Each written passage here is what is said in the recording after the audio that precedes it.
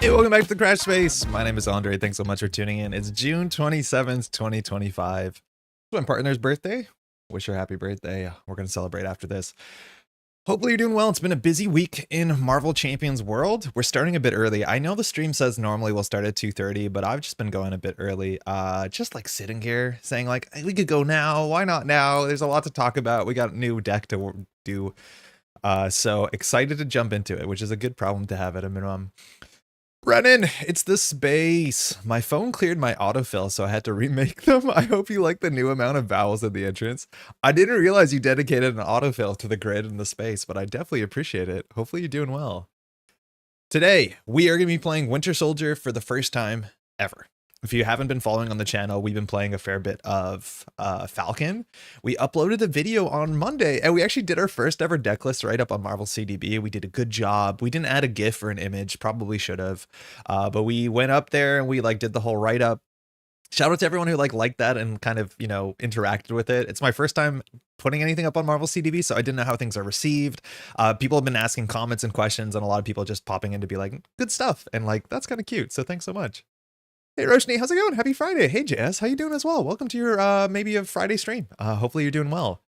I want to take a second. So we're going to be playing Winter Soldier. We're going to be playing the precon. However, we're going to be changing some cards because I think there's a couple cards we can change for sure. It's an aggression deck, so we're going to be playing against Green Goblin. I think we're trying to aim to playing against expert. We'll start with standard. Why Green Goblin? Because Green Goblin has like a lot of minions in it, and I do think Winter Soldier is going to be appreciating minions. So this is one of my favorite testing scenarios for just minion heavy stuff, which I think Winter Soldier will excel in. Again, I haven't played Winter Soldier yet. From my reading online, I think people have said that Winter Soldier is quite strong. So I'm excited for that, and it makes sense. It seems like it's aggression, and it's kind of interesting. On Monday, what's going on this channel? On Monday, we're going to have up another Falcon video. It's a Protection Falcon deck that I've been working on. I've done 2 test games, and it seems to be pretty reasonable. I thought maybe for a second we'd go through Falcon and just do like a really quick, hey, it's been a week. How have your thoughts changed? Because I think I've been actually like pretty interested, and I think this is a really cool win, is that when we did our unboxing last Friday and we opened up the Winter Soldier and the Falcon, we went through all the cards and talked about what we thought about them. And a bunch of my opinions 1 week in from playing playing maybe half a dozen games, a dozen games, has changed. And I think that's always really interesting to see what has changed and why. Maybe you appreciate this, maybe you don't, but we'll just take a second to dump into this Falcon deck. I'll show you a bit. You'll just kind of naturally see what we're playing in terms of protection. Oh, I guess the deck is sorted, so we don't have to do that. We'll hide this. But we did build an ops room deck, and it's kind of cute. So things that we've really changed our mind on for Falcon, now that it's been, what has it been? A week? Falcon Hero's ability, kind of cool. I think the first games that we played with Falcon, the ability was like not super relevant, but just playing solo and knowing the boost card has been worth a lot. It's actually worth way more than I thought it would. We don't have this sort of like top of deck control that you can control the encounter cards you're drawing, which is obviously a bit more valuable, or sometimes more valuable, usually more valuable, but just knowing the boost card off the top of the deck has been like pretty cool. Opinions can change. Don't tell my father. Sorry, Brennan. Hey, good morning, Crash. How you doing, Garrett? Welcome to the stream. Things I'm going to say, Red Wing is really absurdly good. I know everyone who's tried a Falcon deck has played Red Wing and been like, wait, this is amazing. Falcon's deck does not have a lot of cards that are dedicated to removing doing damage or removing threat. It's like literally 4 cards, and arguably you can say that Battlefield Awareness does it. But the big reason is Red Wing is just the best. Red Wing consistently you can play and replay and do like 7 damage in a turn with mixed thwarting. It's a chump blocker if you want to. Ideally you don't, but Red Wing has like incredibly overperformed. It's okay, he's dead. Oh my god, Brennan, why did I have to read that?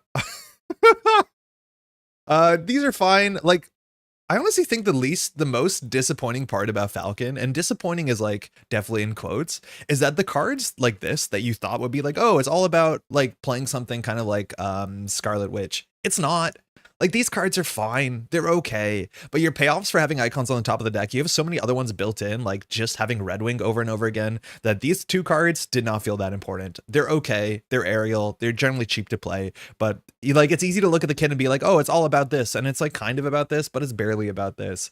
So these cards are way more boring than I want them to be. I wish they cared about the number of icons on top of the deck, so you could do statuses, or you could like look at the top 2, pick one, something, but just having it be like, oh, it does 4 to 7 damage, like, color me unexcited, and it's still fine, but it's like easily the part of Falcon's kit that I care about the least. Up and away has been really weird, really good. I've used this many times to dodge, what's it called? Sinister, what is the card called in Standard, where you get your Nemesis set? I should know this. Shadow of the Past. That's been cool. It's been neat. I like this card a lot, and I'm just realizing every time you should just play it, because it always replaces itself at a minimum. It's never failed to. So that's been fun. Falcon's Flock has been really fun. Soup Kitchen, I did talk shit about this card, and it's a lot better than I thought it was. It is definitely not flexible, but because you're playing allies all the time and you're playing support, especially because the deck right now that we're playing in Protection, that should be up on Monday, we're playing some pretty expensive allies. I have planned turns around coming down to the Soup Kitchen. Issue with Soup Kitchen is when I was playing the leadership deck, we were blocking so much, so it was hard to be ready during the villain phase, or sorry, during the player phase, but this was actually not bad. Cool thing about Soup Kitchen is on turn 1, you technically can play it and it is neutral. You basically play 2 cards for this, but then you get 2 resources back as long as you have a support, and you can always go grab your Falcon's Flock, which is a support, so that's kind of cool. But this is a bit better than I thought it would be. I definitely am actually playing it and not always throwing it out. Hey, how we doing? Fantastic Friday. Donovan, we're doing well. We're just recapping like what we thought and what we've learned over a week of Falcon. Then we got some news to go over because, as you probably heard, there's a massive article that came out yesterday. Andy, I don't know if I've said hi. Andy, how's it going? Good afternoon. How's it going? Hopefully well. Area evacuation? Not that. It's sick. It's still very flexible. Really want to play with 2 players. This card has impressed me the more I've played it. This is only a hero abilities, the hero action to exhaust this, but the interrupt you can do on both sides. When a player would be dealt an encounter card, remove a recon counter from here to not draw an encounter card. This card is sick. Not only for manipulating the top of the deck, you can just put 2 counters on this relatively quickly in the first 2 turns, and then just stop drawing encounter cards. And knowing exactly what the villain activation is going to be, where it's like, oh, the villain's going to attack for 2, plus we know the boost card, and then we get no encounter card, is absurd. It's very good. I was actually pretty impressed with this card. The more I played it, the more control I had, and saying I can take a bad turn now and then in the future be like, oh, I'm totally fine. This card was really good, especially as a 1-cost aerial, you can get it down. Battlefield awareness, I'm liking this more, the more that I don't play protection because if I'm blocking, I usually don't have to fire this. So now that I'm playing protection and not blocking in this protection deck, which you'll see on Monday, this card's been great. This has been fine. Really don't care about Talon Line, and Vibranium Microwave is still great as long as you're blocking a bit. That's kind of what's changed. I think I've been more impressed with Soup Kitchen than I thought it would be, and I actually really like Aerial Recon. I think this card is very powerful, but otherwise, yeah, parts of Falcon's kit, they're not that exciting. I think it's very flexible. I think it's more powerful than it looks. I think quietly giving you the ability to control the top of the deck is actually worth a lot. But I've actually been pretty impressed with Falcon, but also like parts of it don't fully line up. I don't know. I feel like the dream of whatever Falcon's trying to promise you might not 100% be there, but I do think it's still flexible and it's an engine that supports a lot of stuff. Hey Skipper, how's it going? What's up, Crash? Welcome. First time viewer. Looking forward to seeing your videos. Thank you. Welcome to the channel. I imagine a bunch of people might have just stumbled upon this channel and or this live stream for the first time this week because we started posting on like we were on Discord a bit today this week. We were on Marvel CDB. So if you're new to the channel, if you want to take a second to say hi, for those who don't know, I probably should introduce myself a bit. My name is Andre. I have a background in making content online, live stream and video and casting and stuff like that for a card game called Netrunner, which you may or may not have heard about. I've been making content. It's going to be about 10 years come July, so it's been a long time coming, and I've been playing Marvel Champions since like late 2022. I've been really enjoying it, and so now we're kind of getting into this sort of like content space and doing this sort of thing because it's been a lot of fun so far.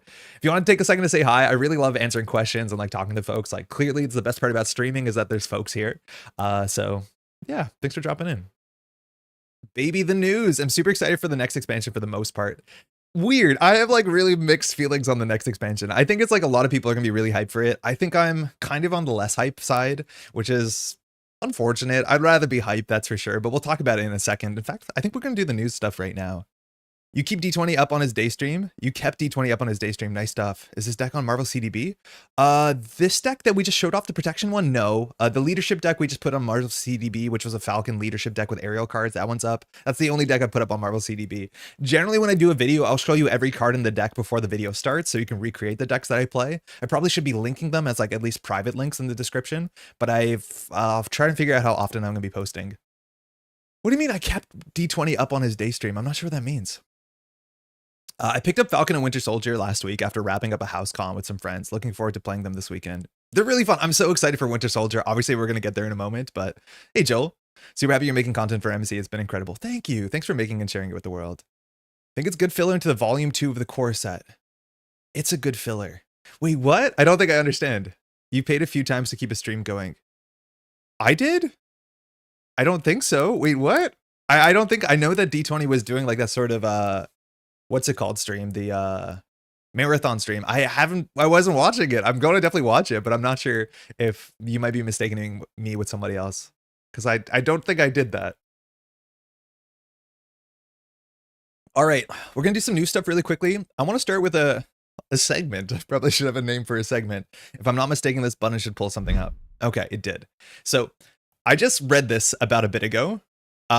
This is a ruling that I apparently have been getting wrong, and why I want to say this is firstly to talk to people who are a bit rules aware, to make sure that we're not missing anything and to kind of write our understanding, but also I don't like the idea that I'm putting up video content where I'm doing some of the rulings wrong, so making sure we're on the same page as like a public service announcement, but also just, yeah, so we can talk about it is interesting. So we did our protection expert magic run through of Sinister Motives that wrapped up a couple weeks ago, and the penultimate scenario was Sinister Six, which if you're not familiar with the Sinister Motives box, is a scenario in which you can fight up to 6 different villains. They only have like 10 to health, 10 or less health, but a lot of them can show up all at once and it's a problem. So, JS with the eyes, exactly. I'm hoping that you'll be able to talk about this. So I got a comment from Brian, I believe Brian was the name, who was saying like, hey, like the stuff, just want to let you know that the way that the active counter moves is not exactly the way that you're doing it. Hold on, give me 1 second so I can control this. Did I do it? Yeah, okay, cool. So we're in. So the idea is that all of the villains have the symmetrical forced response. They say after so-and-so attacks and damages you, stun a character you control. For instance, for Scorpion, Vulture says discard a card from your hand. They all have some sort of bad text that always fires when you're attacked and when you're damaged. The next sentence reads, move the active counter to the next villain in the activation order. So the active counter is just something you want to mark, and that's the villain who is the one who's going to be activating against you during step 2 of the villain phase. And then after they attack, it has to move to the next one. That is the way that I've been playing it. However, I was corrected by Brian, who said specifically, you only move the active counter to the next villain if the attack damages you. I was aware that if the attack does not damage you, you don't have to do the text because it's attacks and it damages you. So you have to actually end up taking damage. So if you block or somebody else chump blocks like a minion, you did not take damage. But it seems to be that the second sentence is attached to the first sentence. So if Scorpion's effect to stun a character you control does not fire, you don't move the active counter. I've played dozens of games against Sinister Six, and I've never played it like that. And I was super surprised for that turned out to be the truth. And there's been a ruling. This ruling is from Hall of Heroes. It goes back to September 2023. I have a question about the villains from Sinister Six. Does the sentence move the active counter to the next villain only apply after the villain attacks and damages you, or should it always be moving? And the response is from Alex, for any given villain in the Sinister Six scenario, the active counter only moves from the villain after the villain attacks and damages you. This makes no sense to me. I'm glad I'm corrected about this so I can know to do it correctly in the future, but I want to know what y'all think about this, because from my understanding, these are two separate sentences.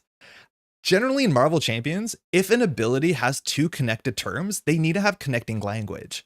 Classically, when you're firing an ability, so if I hit this, we go to the ability section here. This paragraph, I can't highlight it, but it's the paragraph on the right underneath that example that has a bunch of things in quotes. It says, when the ability has more than one sentence of text, read the entirety of the ability to check if it's, sorry, it's really small. Check for alteration effects that may change this way for the ability resolution. Then resolve the ability one sentence at a time. That is the way that I play it. And that's the way I've been always playing it. And this gets you through everything. Read the text and just do the text one sentence at a time. That is classically what I've been doing. And so that's how I've been resolving this. And we didn't get damaged. So again, we don't have to stun a character. But then no matter what, we move the active counter to the next villain in the activation order. Now, the really important word here is the word then. There's a lot of Marvel Champions cards that say the word then, and then is the connecting rule, the legalese rules that says sentence 1, sentence 2 is contingent on the effect of sentence 1. So if Scorpion or Vulture wrote the same way, but instead of saying move the active counter to the next villain, if they said then move the active counter to the next villain, that would mean in the rule set of Marvel Champions that you would only move if the first clause happened. It doesn't. Two sentences but that are connected to a single ability with the same triggering condition. Sorry, JS?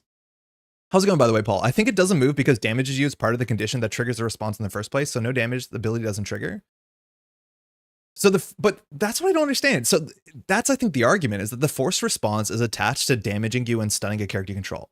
From my understanding, the force response is attached to Scorpion attacking, because that is when stars generally come in, is like the star effect happens when they attack. Because right now it seems, yeah, the force response is attached to the damaging you, attacking and damaging you. Because that is the trigger. It's not the trigger of this force response is not the attack. The trigger of the force response is attached to attacking and damaging you.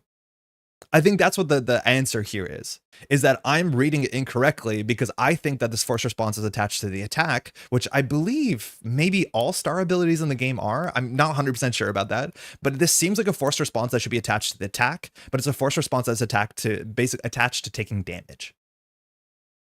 I'm pretty sure that's what we're agreeing on. And that is kind of weird. I don't think there's a lot of cards worded like this. I think regardless, if they just added the word then, this would be super intuitive, but it's not. And so if you watch me play this, I would be doing it wrong. I don't think that has huge implications on the scenario. It actually makes a scenario much less interesting if you ask me. But that seems to be the case, is that the force response is attached to damaging you, not on the attack. It reads like it should be attached to the attack. The triggers both combined. The stars always just seem to exist as a reminder thing and don't have any mechanic to them. So there's no mechanic rules. It's just like, hey, there's text here. Man, that's super weird. I don't think I like that ruling. Obviously, like, even if the rulings go against the rule set, the rulings have precedence, it seems, unless there's been another ruling. But I'd argue that that is not particularly intuitive. I do not like that. I think this should have then. And I have been playing this wrong since day one and confidently talking about playing it wrong. So that ruling is whack. I wish they made the response to the after attack move count. If you took damage, it'd be clearer, but also I don't think I realized the ability section in the rule. That ability section is really important. Oh my god, the amount of heavy lifting the word ability does in this game. There's a lot of heavy lifting. Attacks you and attacks and damages you are two trigger conditions. Yeah, I'm just assuming my intuitive play is that the ability fires when they attack you because that's usually how star effects happen. But apparently that's not the case. So it's attached to attacking and damaging you. So if that doesn't resolve, the next part doesn't resolve, even though it doesn't use a then clause. Not great. Wish it was worded differently, but now you know, so now I know. But I do think that ruling's kind of whack. Attacks you and attacks and damages you are two different triggering conditions, and watch out for overkill. Wait, because, huh? What do you do for overkill? You're playing it right? No, apparently I'm not. I'm definitely not. which is a bummer because I think the scenario gets much less interesting because if you're blocking with allies or not taking damage, it's just going to be like Scorpion time, the Scorpion time. Oh, still Scorpion time. And it's just not going to move, which I don't think was the intention of the scenario. So goofy, not my favorite. I think I had some examples here of cards that have like this then clause on it, but I think it's a moot point because I think we're misunderstanding, or at least I'm misunderstanding what the clause is attached to in the forced response as opposed to anything else. But again, they use the language consistently with then, so be it. Okay, give me 1 second. I'm just gonna do a pop out. We can talk really quickly about the Civil War thing. Insert Principal Skinner. It's the kids who are wrong. Windowed projector. Okay, cool. Let me just make this a bit bigger because my preview monitor is not that big and I can't read everything. So this was just announced yesterday. Unfortunately, and I'm going to take 1 second to address the world of leaks. We've had a couple leaks in Marvel Champions over the upcoming content. Some of them have been wrong. Some of them have been correct. That's generally how leaks go, right? Some of them are not substantiated. Some aren't. I just want to say as like a blanket rule, while we still might interact with some leaks, because it turns out some other leaks are still correct. And so we have an idea of what the future content is that as a whole, I don't like leaks. I think leaks are really quite bad. I know people are really excited to like see what the new stuff is and get hyped ahead of time, but it really robs a lot of like messaging. It robs a lot of like expectation management. It robs all the nice people at FFG whose job it is in the marketing department to like really control the messaging. I'm kind of like really against leaks. Not that I'll be the first one to admit if someone puts a leak up on Reddit, I'll read it just because I want to know more because I can engage in conversations. But like off the top, not my favorite thing. I think they generally are more damaging than they are not. If they're not damaging, it's luck because again, a lot of times marketing has to be like carefully delivered in some cases, and I do think this one is a weird one because not everyone's super excited about this thing, but this is a box that I think a couple people saw coming because well I think this leaked slightly. So this is the next box. It is not a campaign box anymore, which I think was the term. This is called a scenario box or something really strange. I'm not gonna be reading all of the marketing material here. I think there's like there's like 200 people live streaming watching Villain Theory and Nelson yesterday, so people are like really caring to talk about this. But this is the new box that's coming out, and it's coming in an entirely different structure, for better for worse. I'm not sure the part they talk about it. Yeah, this is a custom scenario expansion. That's the term they're using, not a campaign expansion, which I believe is the terms they've been using for the last like 6 or 7 boxes, how many we have at this point, as players facing off against heroic leaders fighting for their ideals. Iron Man and Captain Marvel lead the charge in support of the Superhero Registration Act, while Captain America and Spider-Woman lead the resistance that opposes it. So there are 4 fully customizable scenarios. That is a big term. Now there's 4 scenarios and they do not come in a campaign. I keep saying this. I'm like the only person who enjoys Marvel Champions nearly exclusively in campaign modes. I don't know why this is. Maybe it's my background from Arkham Horror, but there's a lot of people who also play Arkham Horror. But generally when I build a new deck, like say I build a Winter Soldier deck, I pulled the deck across the table. You can't see it. It's covered by the website. I will sit down for 2.5 hours and play through an entire campaign. Usually each scenario, if I'm not filming and pulling up cards, takes about half an hour. And so if I have 2.5 hours on an afternoon or an evening, that is enough to play through a campaign. And that's how I generally interact with this game. I play it kind of like, somewhat like a roguelite. Generally campaigns have progression and your choices and the results of scenario 1 impact scenario 2 to 5.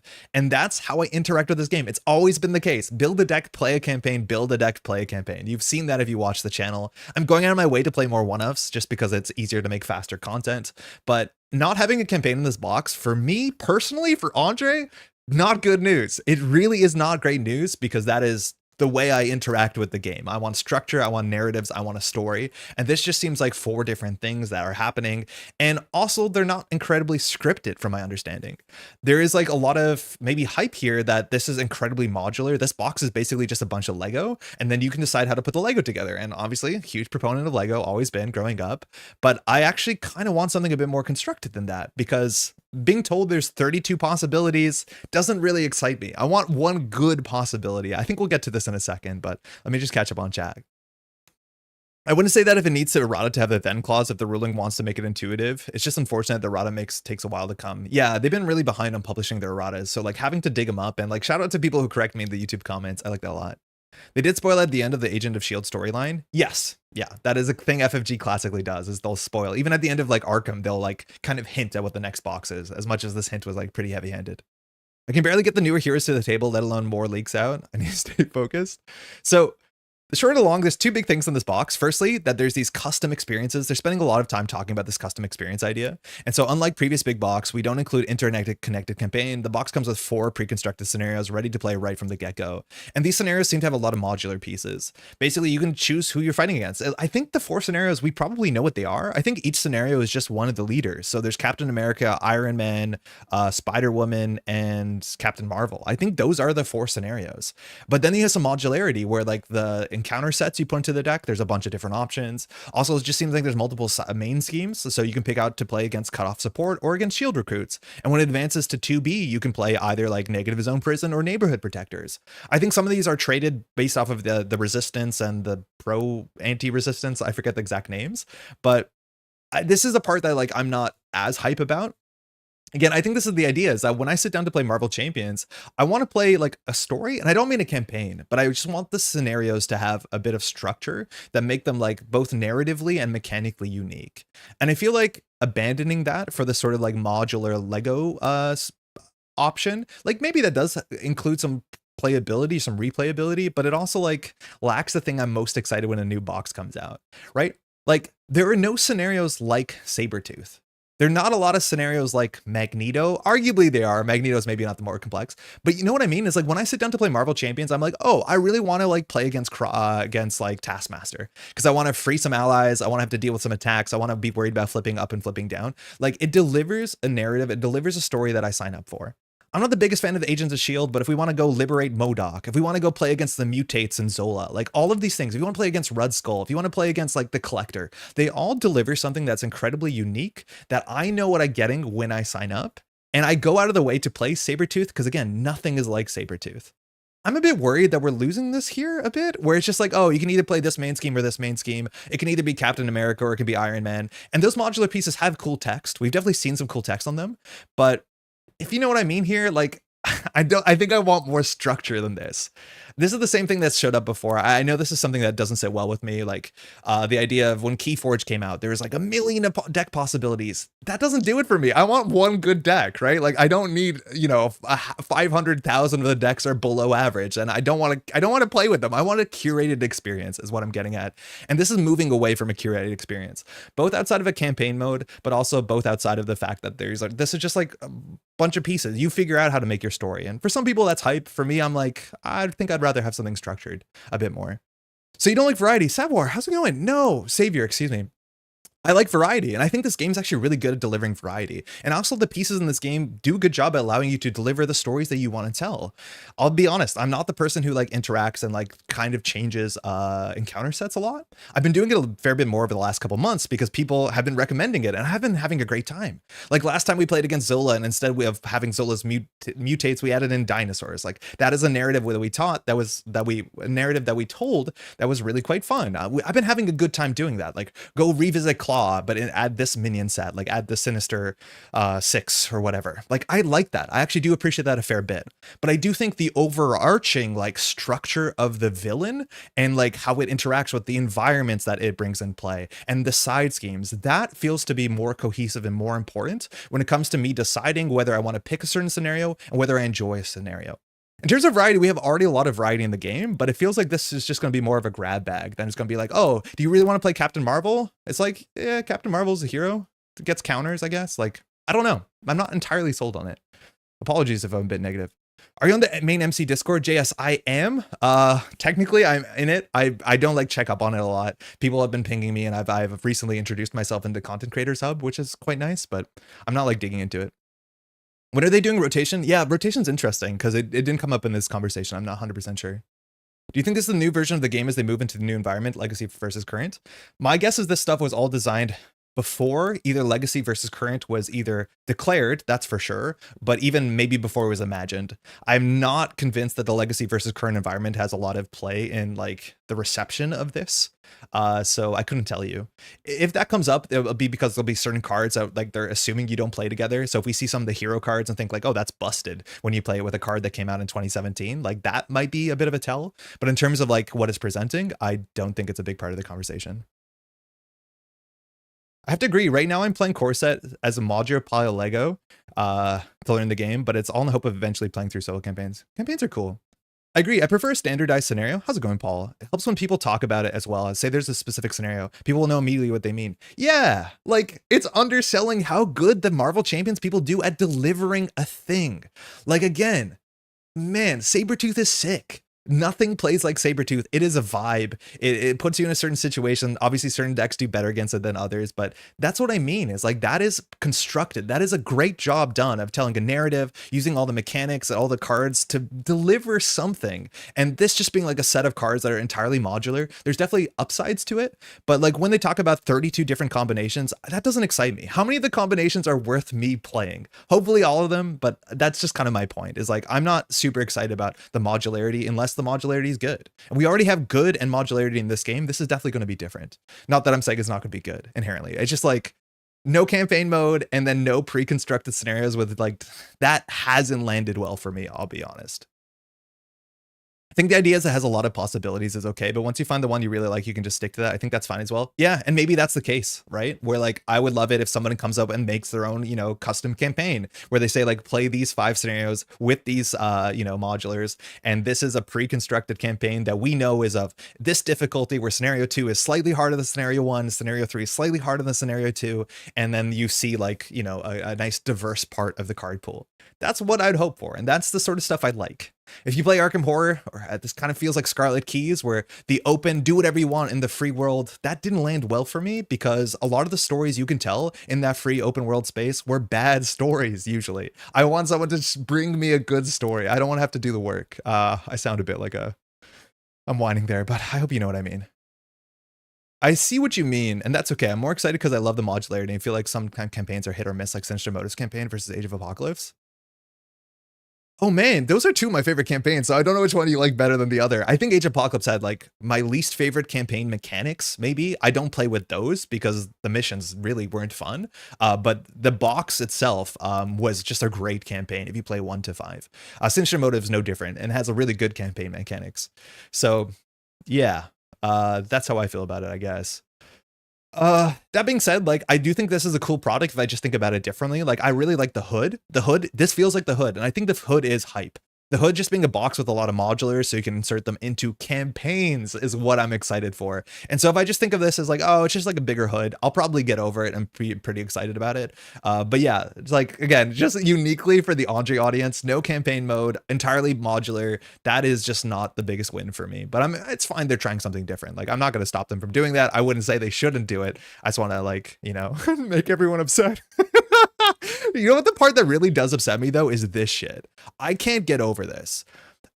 Almost all the cards we've seen, because again, these like pseudo villains, these leaders, they are characters you know that have all existed in this game before, not only as minions or sorry, as allies, but also as heroes.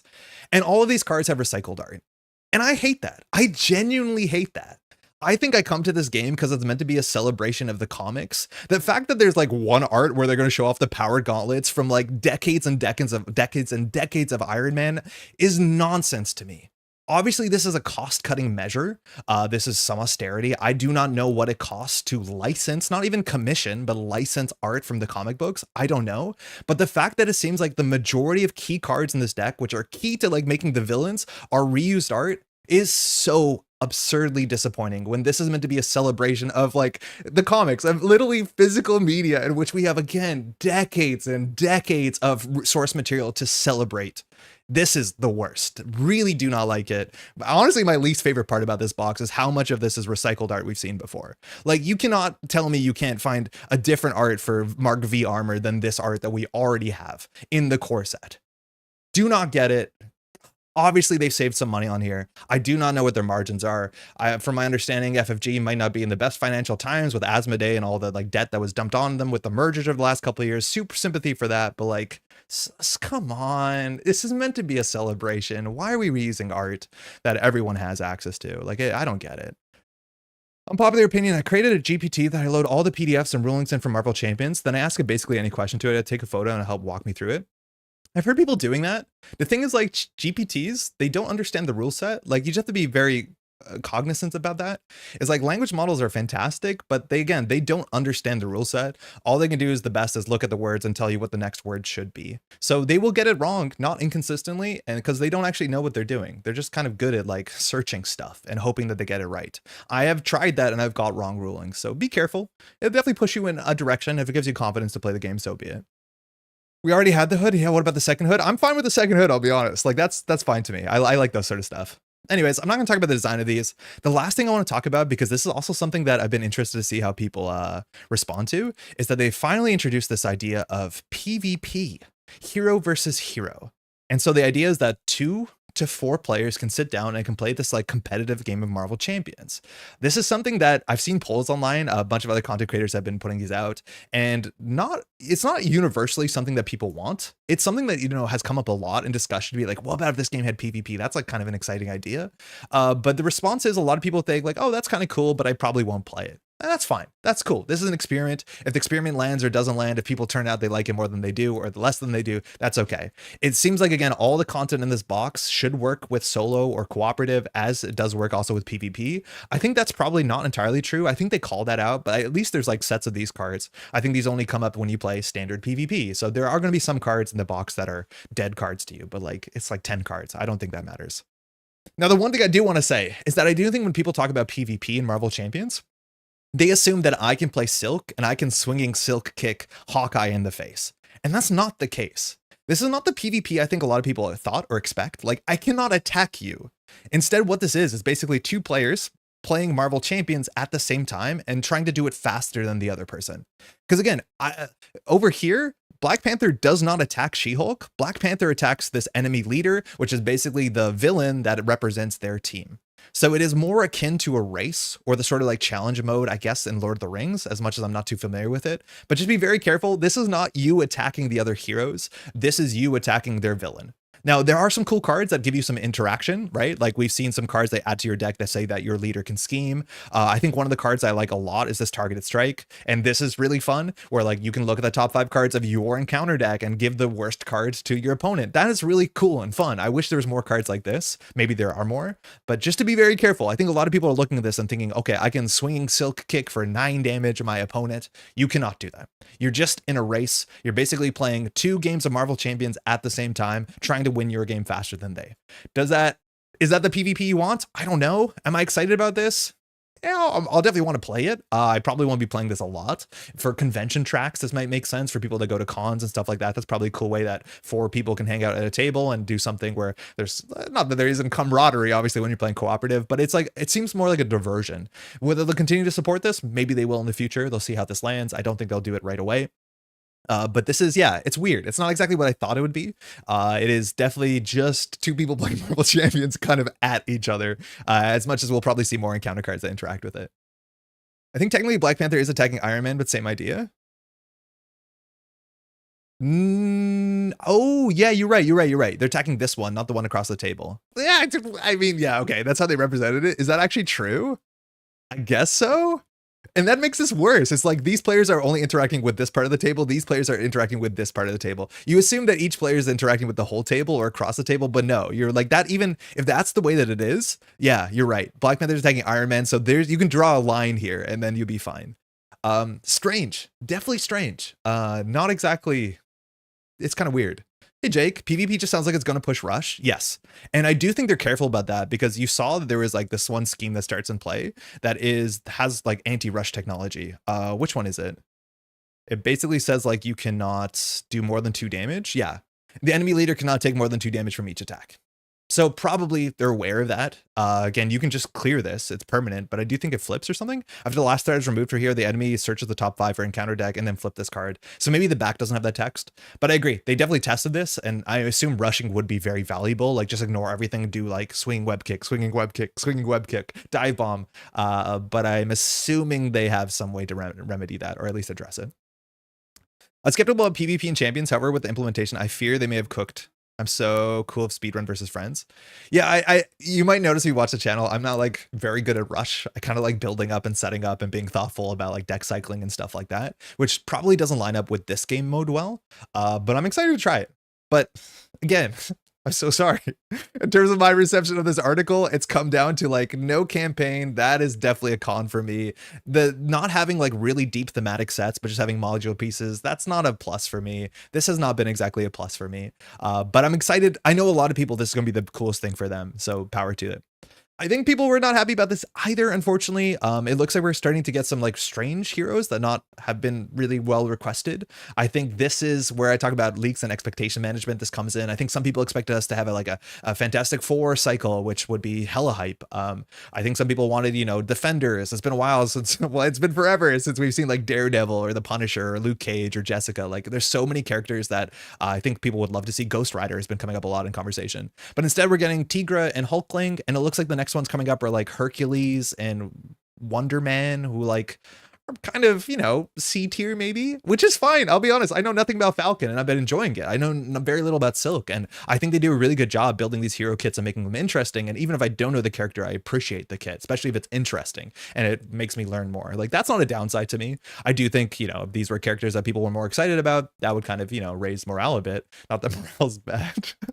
The Hulkling will continue until morale improves, but you know what I mean. So that's what we're getting. It also looks like we're getting another expansion that's going to have 2 more leaders, so it's going to be a bunch more modular scenario cards, just similar to the first box. That's going to be She-Hulk versus Vision. That's cool, that's fine. But again, this cycle, I think I'm the least excited about the cycle that I have been in a while, but obviously I'm very excited to see it, how it turns out, because those are my expectations, and what reality is going to be entirely different. We got a ton of Daredevil art, and they did it again. Like, I don't know what they're doing this on purpose, but one of the cards has like a really great Daredevil art of like Daredevil getting arrested and pulled away. We see Daredevil on so many cards and never the Daredevil hero. I'm actually think Daredevil would have a similar effect to Falcon, so I don't know how they're going to like distinguish that, but to be able to like precog the future seems like very Daredevil, as much as I'm not too into the Daredevil lore. Anyways, sorry, that's my opinion on this. I wish I was more, you know, absolutely ecstatic about this. They're doing some interesting stuff, and I have nothing wrong with that. I think a lot of people will be really happy with this stuff, but like, I just need to be true to myself. A lot of the things, a lot of the like the key bullet points of what this box is, just are not for me, and that's okay. Not everything has to be for me. You need to understand what I like if you want to watch this content, but no, this like kind of just passes me by. But excited for more content, that's for sure. Always excited for more stuff. I think Hulkling sounds cool. I know nothing about the hero, but I love shapeshifters in all mediums, and protection is my favorite aspect. I think people are overlooking cool factor for mainstream. I agree. I think if they do a good job with the kit, I do not care who the character is. I think Hulkling does change forms in the comics. At least my background is from like Marvel Snap, where Hulkling can like get different text randomly. So I do think Hulkling does transform. I don't know if it's into like animal forms or something. I do like form changers a fair bit. So like, that's cool. Unfortunately, the copy for Tigra is just like literally copy paste the copy from Winter Soldier. Like, we're going to do a lot of damage, especially to minions. It's like, that's every aggression deck they put out for the last like 2-3 years. So I don't think Tigra is exciting people as much as I have no doubt they'll do something cool. There's a lot of good Tigra art in the game so far. I think folks that like MP are stoked for this, but I play True Solo, so I'm in the same boat. Yeah, exactly. The people who play True Solo, they're like, oh, that's neat. I'll probably play it once. And like, again, they should try new stuff. They really should. I don't want to be a super wet towel about it, but now that I'm embarrassed about not being excited about it, I'm going to put this down and we'll get to some gameplay. How's everyone doing? I'm sorry. I really hate to be like that, but sometimes it'd be like that. Events as villain sets before heroes. Defenders, yeah, defenders are showing up in as minions sooner than they're showing up as heroes. Like, a lot of people are like, what are you, come on, please. These heroes are the part of the news I'm miffed about, because I would have liked heroes we were asking for, but I'm all for trying the kits and passing judgment then, because the patterns will help. Yeah, for sure, for sure. How's Nanako? I miss her. She's doing pretty good. Today we had some people coming into the apartment for different reasons, so she was hiding a bit. It's got colder, so she's happy, but she's currently sleeping on top of the bookcase in her little, she has like a little, what do they call that? The part of the apartment that's really tall? Penthouse? Yeah, she's a little penthouse. That's nice. I remember when Marvel Legendary did Marvel Villains and it was not received a ton. Oh, no way. Yeah, that's interesting. I honestly would be like very much down for a version of this game where I can control the villain.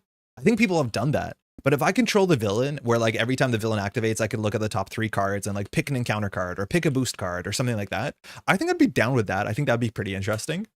Whether they gave us villains that we can play as, we technically have that. Like, we technically have, you know, Magneto and Nebula, and their cards are the same as the villain cards, and Black Widow and vice versa. So like, they've done a good job with that to date. But yeah, interesting that the villains were not well received. I don't know that much about Legendary. I've played a couple games in my life, mostly Alien, because my friend is really into Alien. All right, this is a Winter Soldier. We've gone through all the cards, so we're gonna make some small changes to the pre-con because I think that's generally a better place to be in. I haven't really plotted out the changes. I have my binders over there, but I have some ideas of what we want to do. So just to make sure we're on the same page, Winter Soldier says after you defeat an enemy, after you attack and defeat an enemy, remove 2 threat from a scheme. That seems really good. That just means we can be aggressive while also like not losing to the main scheme. And we have just great stats: 2 attack, 2 thwart, 2 defense. Really, really good. We have the cybernetic arm, which is our key card. We can grab it on turn 1 with our alter ego ability. And this generates a wild for an attack event. And that attack does 1 more damage.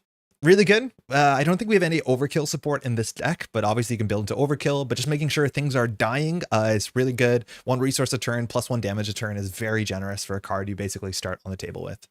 Black Widow is really great. I think there's actually some disgusting things you can do with Black Widow from my understanding. How many times do I have to tab through Black Widow before I get there? Like 7. Oh, so many cards in this game called Black Widow. So numbers are totally fine, but after you play Black Widow from your hand, return an attack event from your discard pile to your hand. And if I'm not mistaken, we have Soldier. What is it called? Soldier. What is the team up called? Because the team up is just so goofy. Winter Widow, Soldier Spy. Because this is an attack. I totally feel you about Tigra. Same old minion slaying archetype for aggression. I'm ready for something new for Red at this point. Yeah. Anyways, buckle up for this aggression deck. This card is really, really buck wild that you can play this. So basically, when you play Black Widow, you can take an attack event from your discard pile. So you can go get Winter Widow, Soldier Spy with some, consistency, whether you drew it early or I guess drew it early and pitched it. It's a team up for Black Widow, Winter Soldier, and it says an attack. So you can play this, make it cheaper with cybernetic arm, let alone Black Widow can get it. Put a preparation from your discard pile into play. That's for free, and deal 4 damage to an enemy. That is so absurdly good. And we have really good preparations in this deck that are, they have one-time uses like most preparations do. So that is just a great recursion engine. This seems incredibly strong. And there's definitely decks you can build around just this interaction. This interaction is just really, really good. We have a couple defense cards. We have Arm Block. This is how we're blocking. It prevents all damage, does 3 back. We have a whole bunch of different attacks. Some of them stun, some of them do overkill. Not too big of a deal. We have our Alter Ego, Safe House 30.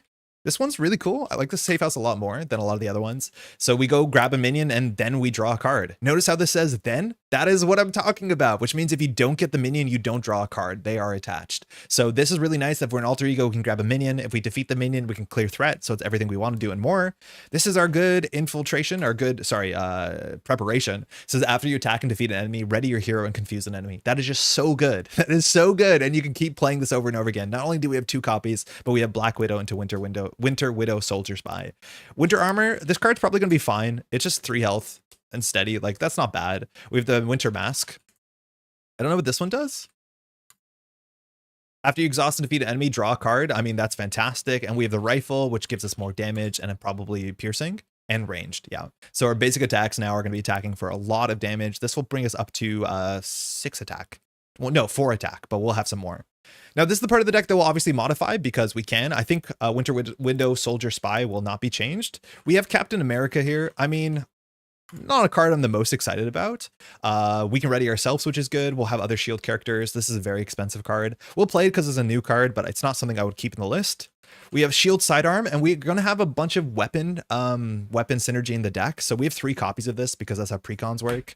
We could cut down to 1. We could also cut down to 2. I think we're going to cut down to 1. We want to attach one to a shield character, so we can attach it to ourselves, but we also have Deathlock, which we'll talk about in a second. The other one we can attach to ourselves, but if I'm not mistaken, we only have 2 restricted slots.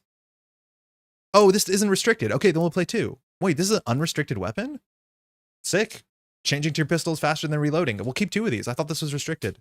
We definitely want to keep one of them because we have Aggression Deathlock, which not super stoked about this, but this card's fine. It attacks for functionally 6. And when you play it, you can go grab a sidearm from your deck and discard pile. So we'll attach 1 to us, 1 to Deathlock, and then the 3rd one we'll remove from the game. It's also an action and not a triggering condition. Yeah, that too. But then does show up. Speaking of weapons, we have Firepower. 3 copies of this might be a bit much, but I like it. Exhaust, up to 3 weapon upgrades you control. For each exhausted, deal 3 damage. This weapon, we don't have the exhaust to use it, I don't think. This says when attached character would make... No, you do have the exhaust. So there is a cost associated with it. Winter Rifle, do you have to exhaust that? Yeah, you do. Oh, well, we're going to try it. I don't think I'd play 3 copies, probably play 2 copies. There's other really good attack cards that exhaust weapons that do some effect. We have Fusillade. There's another one that costs 0 that lets you exhaust your weapon when you're doing a basic attack to get like +3. I forgot the name of that one. I forgot to bring that one up when we were talking about weapons, but we'll try Firepower. It's flexible. It does 3 damage to a bunch of things, and we can ideally play this for free with our cybernetic arm, so it can do 4 damage. This is exhaust up to 3 weapons. For each weapon upgrade exhausted, choose an enemy. So if we increase the damage of this should deal 4 damage. For each upgrade exhausted. Hey, chat, do you know if you increase the damage of this, does it deal 4 to all of them or does it do 4, 3, 3? I'm assuming it does 4 to all of them because it's 1 attack. Would love to know. 1 by 1. Love this card. We're going to be playing a minion dense scenario. You have to increase the damage of 1 by 1 for it to be good. So that is good. We have Bambino. This is the weapon I really want to play. I played Bambino in Aggression. We just finished, my partner and I finished our shield campaign. And I was playing Aggression. Nick Fury. This card is fantastic. We have 3 copies of Spoiling for a Fight. I think this card is maybe necessary, but probably not in the scenario we're playing. It's 4 to all. Yo, Get Up in Game, how's it going? Welcome to the stream. I watched a whole bunch of your content. Hopefully you're doing well. This card is really good. We have a couple cards like this. The other one takes 3 threat off of the main scheme. I think it's specifically the main scheme. This card's not bad. We want to be ready because we have weapons and our basic attack is really good. I don't think we need to play 3 copies of this because we're just playing against Goblin, and Goblin already has like 12 plus minions in the deck. I think maybe it's just 12 minions. So I'm going to go down to 2 copies, but these sort of cards should not be slept on because having minions engage with you is actually really important for most of our kit, as much as we can maybe get it with our Safe House 30. Man on the Wall, I also played this and Nick really liked it. Just gets resources. I've had this give you 2 resources. It's not a problem. And that's also why Spoiling for a Fight is good, because it makes us a research generator. We have 3 aggressive stances. Another card I wouldn't play 3 in the deck. It's not the worst card. It's actually kind of cool, especially if you have AoE cards. So like you can get your attack firepower if you have a lot of minions engaged with you. If you have a really big overpower attack, or sorry, overkill attack, that's really good. In Nick Fury, I was using this to go get the rifle shot to jump down to stealth mode again. I think this card's great. I think, again, in the context of the scenario we're playing, we probably don't need 3 of them. I would say we can go down to 1 potentially, because again, there's a lot of minions and we also have just a lot of attack cards in this deck. So I don't think this is an ability we're always going to need to get, because again, we have, I think, like about a third of our deck is attack events. So I'm not sure we're going to be at a loss. As much as this sometimes just gives you like a research generator, or like gives you a card extra on a turn where that can be important. Standard 3 versus standard. In reference to villain encounter sets, what boxes have the other encounter sets? Roshni, I'm not sure exactly what, if we're talking about standard 3, that is this. It came in Age of Apocalypse, and it's just a replacement set for standard. So you use this instead of standard. There's no expert 3. The numerology doesn't make a lot of sense because standard 2 exists, but standard 2, very few people play. It's incredibly difficult. That came out in the hood pack, but I almost always just play with standard 3 because it means that your minion, your nemesis minion, shows up a bit more consistently. And I appreciate that. I like playing with nemesises. Just found you today. Great stuff. Thank you. In my limited experience, hey, how's it going, HFT? It's the ready from Spoiling for a Fight that's super valuable. Went down to 2 and then back up to 3. Okay. We'll try with 2 for now, and then we'll go up to 3. I think you're right. It depends on the scenario. Like, that's a really good effect. But I'm assuming we're going to have enough minions. We start with a minion in play on round 1. That maybe that's not a problem, but I could see us going to more of those. Okay, cards. Nick Fury Sr. This card is bad. Like, I don't know. When you come at the champ, you better start swinging. And this guy's not swinging. We're gonna replace that with the big Nick Fury if we want to. I nope, not for me. Super Soldiers. This one I'm also not super hype about. We need to have the Captain America minion in play, ally in play, which is not really a big goal of our deck. And then we deal 6 damage and we get 2 tough statuses. That's not bad. This card's expensive though. This does not compare that well. The toughnesses are quite nice, but I'm just going to cut this because I don't think Captain America is a big part of our game plan. And then we're left with 3 resource generators here.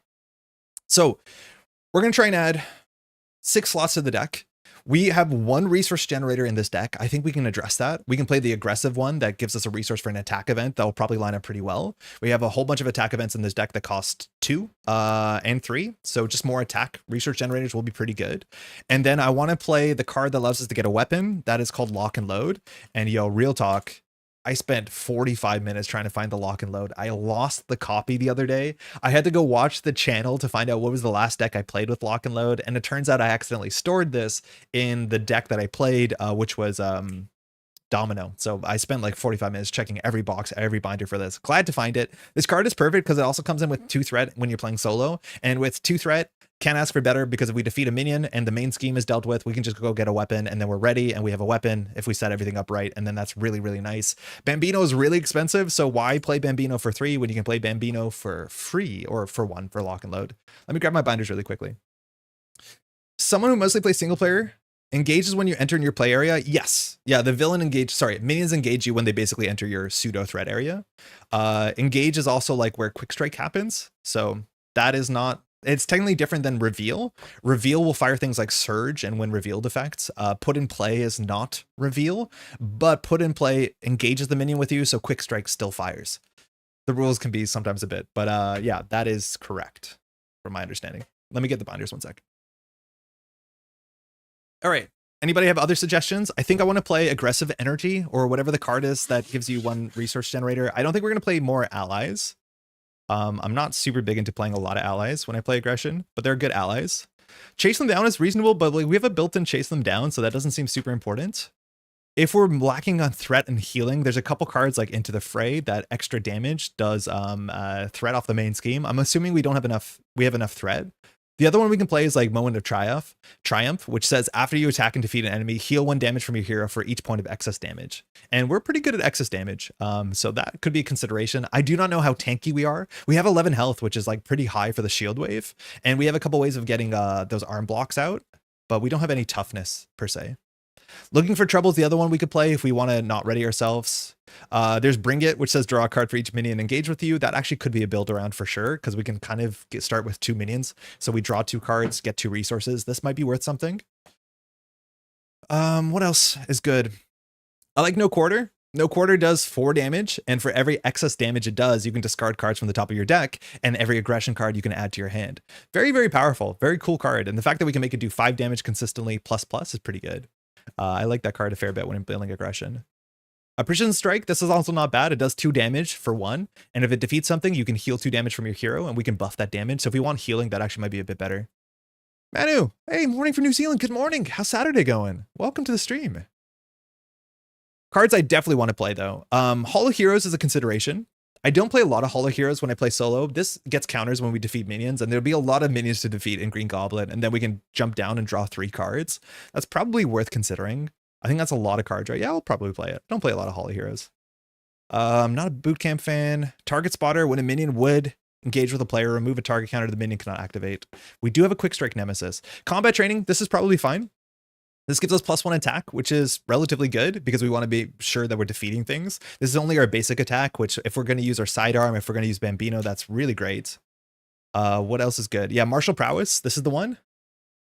Jake was suggesting it. So this generates a physical resource for an attack event. So this will be our 2nd resource generator. Are we an Avenger? What is Winter Soldier? Winter Soldier is a shield and a soldier, so we can't play the Quinn Carrier. If we want to do more overkill damage, you can play Follow Through. Sometimes Fluid Motion makes sense. After you play an attack event, exhaust this card, your hero gets +1 attack. If we have enough readies in the deck, that can make sense too, but this is a weird enough build around. But not bad if you have readies. That +1 attack is good, and this just exhausts, so you don't have to like get rid of it. We'll try a Fluid Motion, but this might be overkill. That's 4 cards. I definitely want to play, I think we'll play 2 side schemes probably. I think side schemes make sense. So the first side scheme we'll play is definitely Lock and Load, which if we defeat this for 2 threat, we can go get a thing. And then from here, I think we can either go play one of the neutral side schemes. Test the Defense. What's Test the Defense?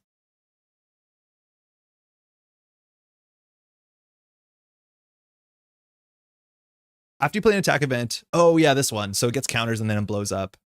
This one I like a bit less. I don't think we're gonna need burst damage, but just having like consistent damage. There's a chance that Fluid Motion just like compares poorly to Combat Training because they're kind of the same idea. So maybe we get another side scheme, or we can just grab the better Nick. We'll probably just grab the better Nick so we have at least 1 more ally. Because playing with 2 allies can just be a problem, so we'll just grab good Nick. Also Prof X, like there's any basic neutral card that's good. It's probably worth playing. So I think these are going to be our 6 cards. So we had Nick Fury, Fluid Motion is kind of whatever. Martial Prowess is good. Combat Training is great. Hall of Heroes will be good in this scenario. And Lock and Load I like a lot. We'll clear Super Soldiers, Nick, 2 aggressive stances, a spoiling, and 1 shield sidearm. And that'll be our start. Cool. That should be 25. Or sorry, 40 cards. 25 altogether. All right. Let's give this a shuffle and then we'll start here. So we are Playing against Green Goblin, we're going to try and beat this on Expert. I don't think it's going to be the biggest issue. Hopefully, I've heard that this is a good character, but we're going to start on Green Goblin Standard, and then hopefully that does well. We'll make any changes to the deck, and then we'll come back for Green Goblin Expert. So on Standard, Green Goblin here comes in with 16 health only. Force response after Green Goblin attacks and damages you. Place 1 threat on the main scheme. Oh, they don't have to use the then. That's good. 16 health, attacking for 2, scheming for 1 is totally fine. Our 1 scheme here at the beginning is Unleashing the Mutagen. So we're playing with all the encounter sets that we're expected to play with, so just stock. So we're going to have Mutagen Formula that comes in with 12 minions, which is great. And then we have Goblin Gimmicks, which I think is only Treacheries and Attachments, if I'm not mistaken. Yeah, pretty high average boost icons, a lot of stars too, so the villains should be hitting hard. It says put a Goblin Thrall minion into play, engage with you. That's great, because we want that. These things just have guard.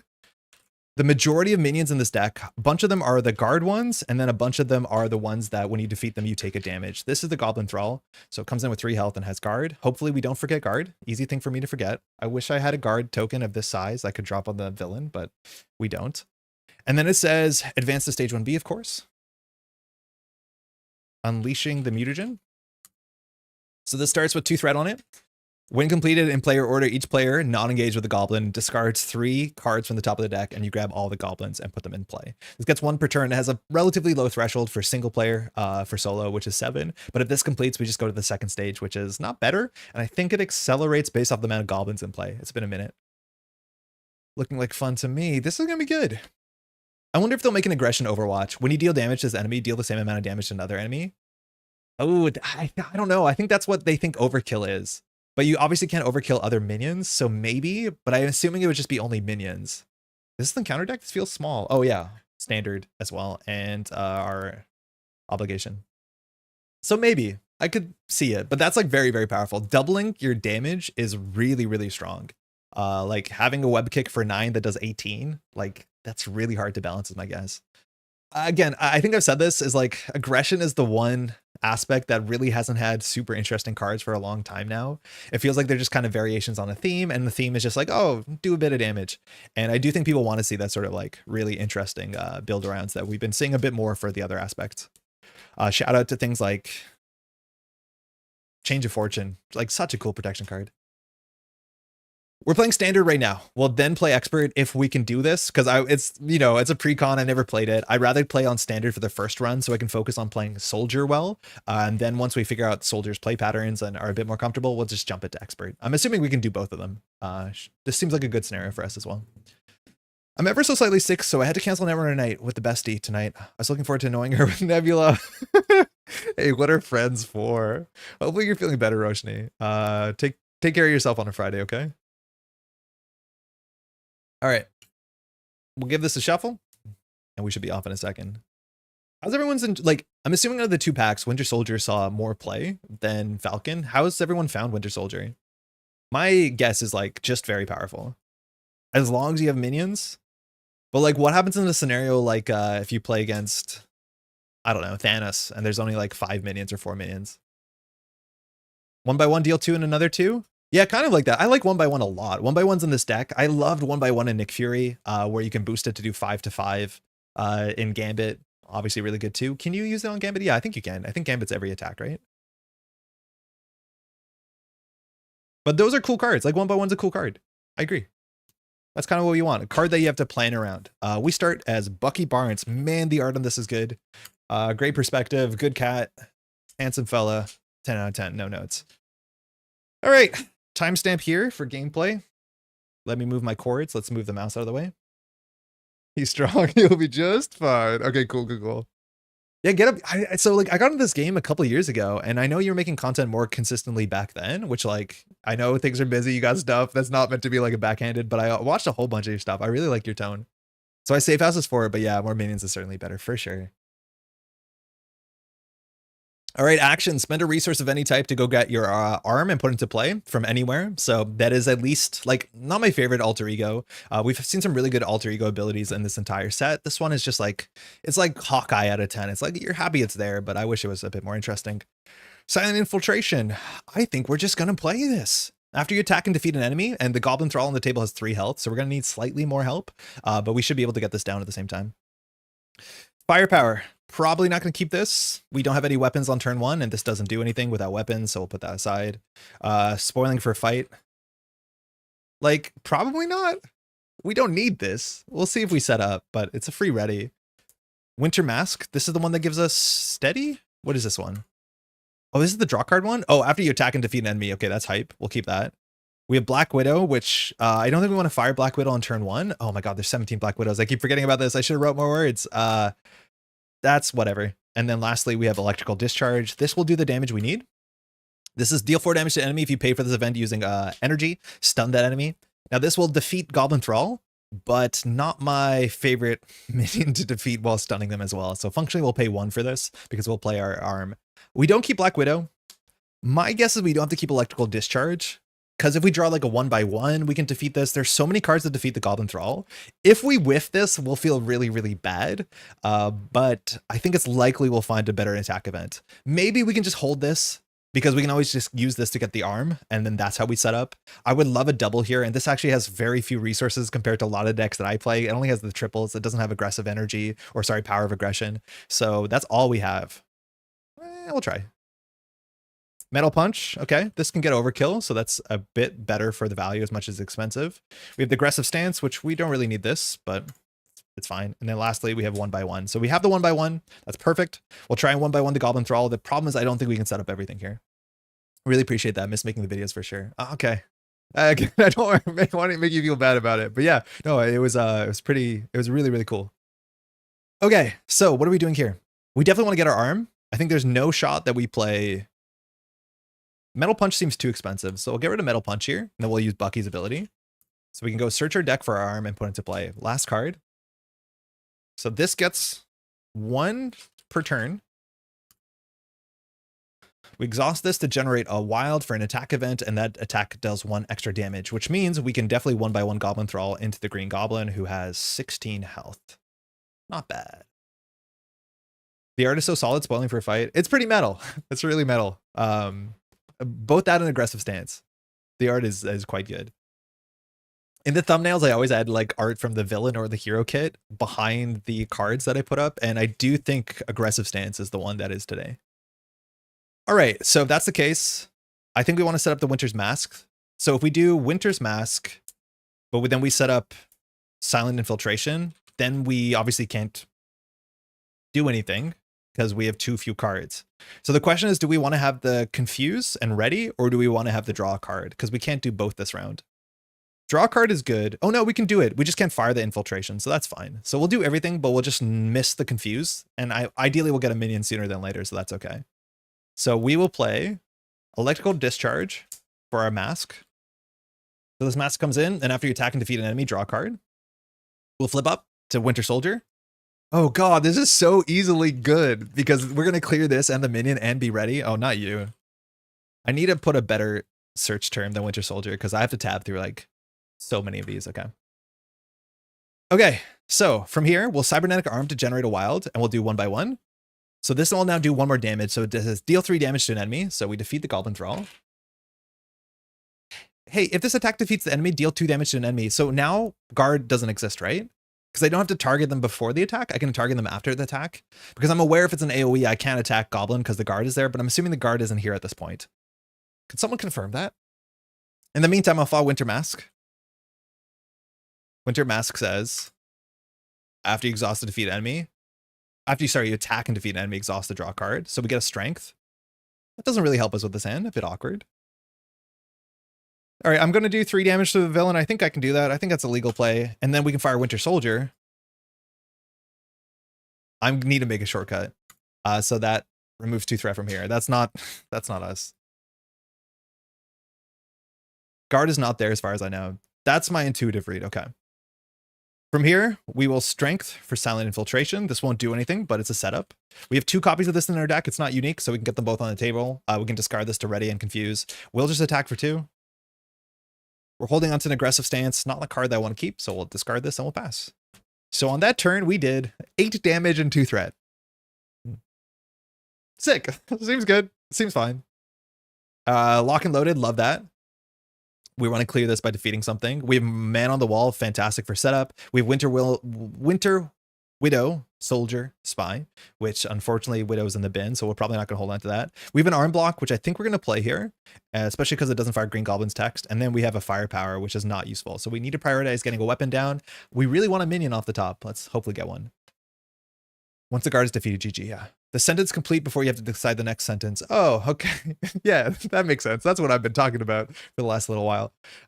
Cool. This goes to 1. Nice. And then Goblin's going to be attacking us for 2 and a card. And Goblin says, after Green Goblin attacks and damages you, place a threat on the main scheme. So if I'm not mistaken here, we can just do arm block.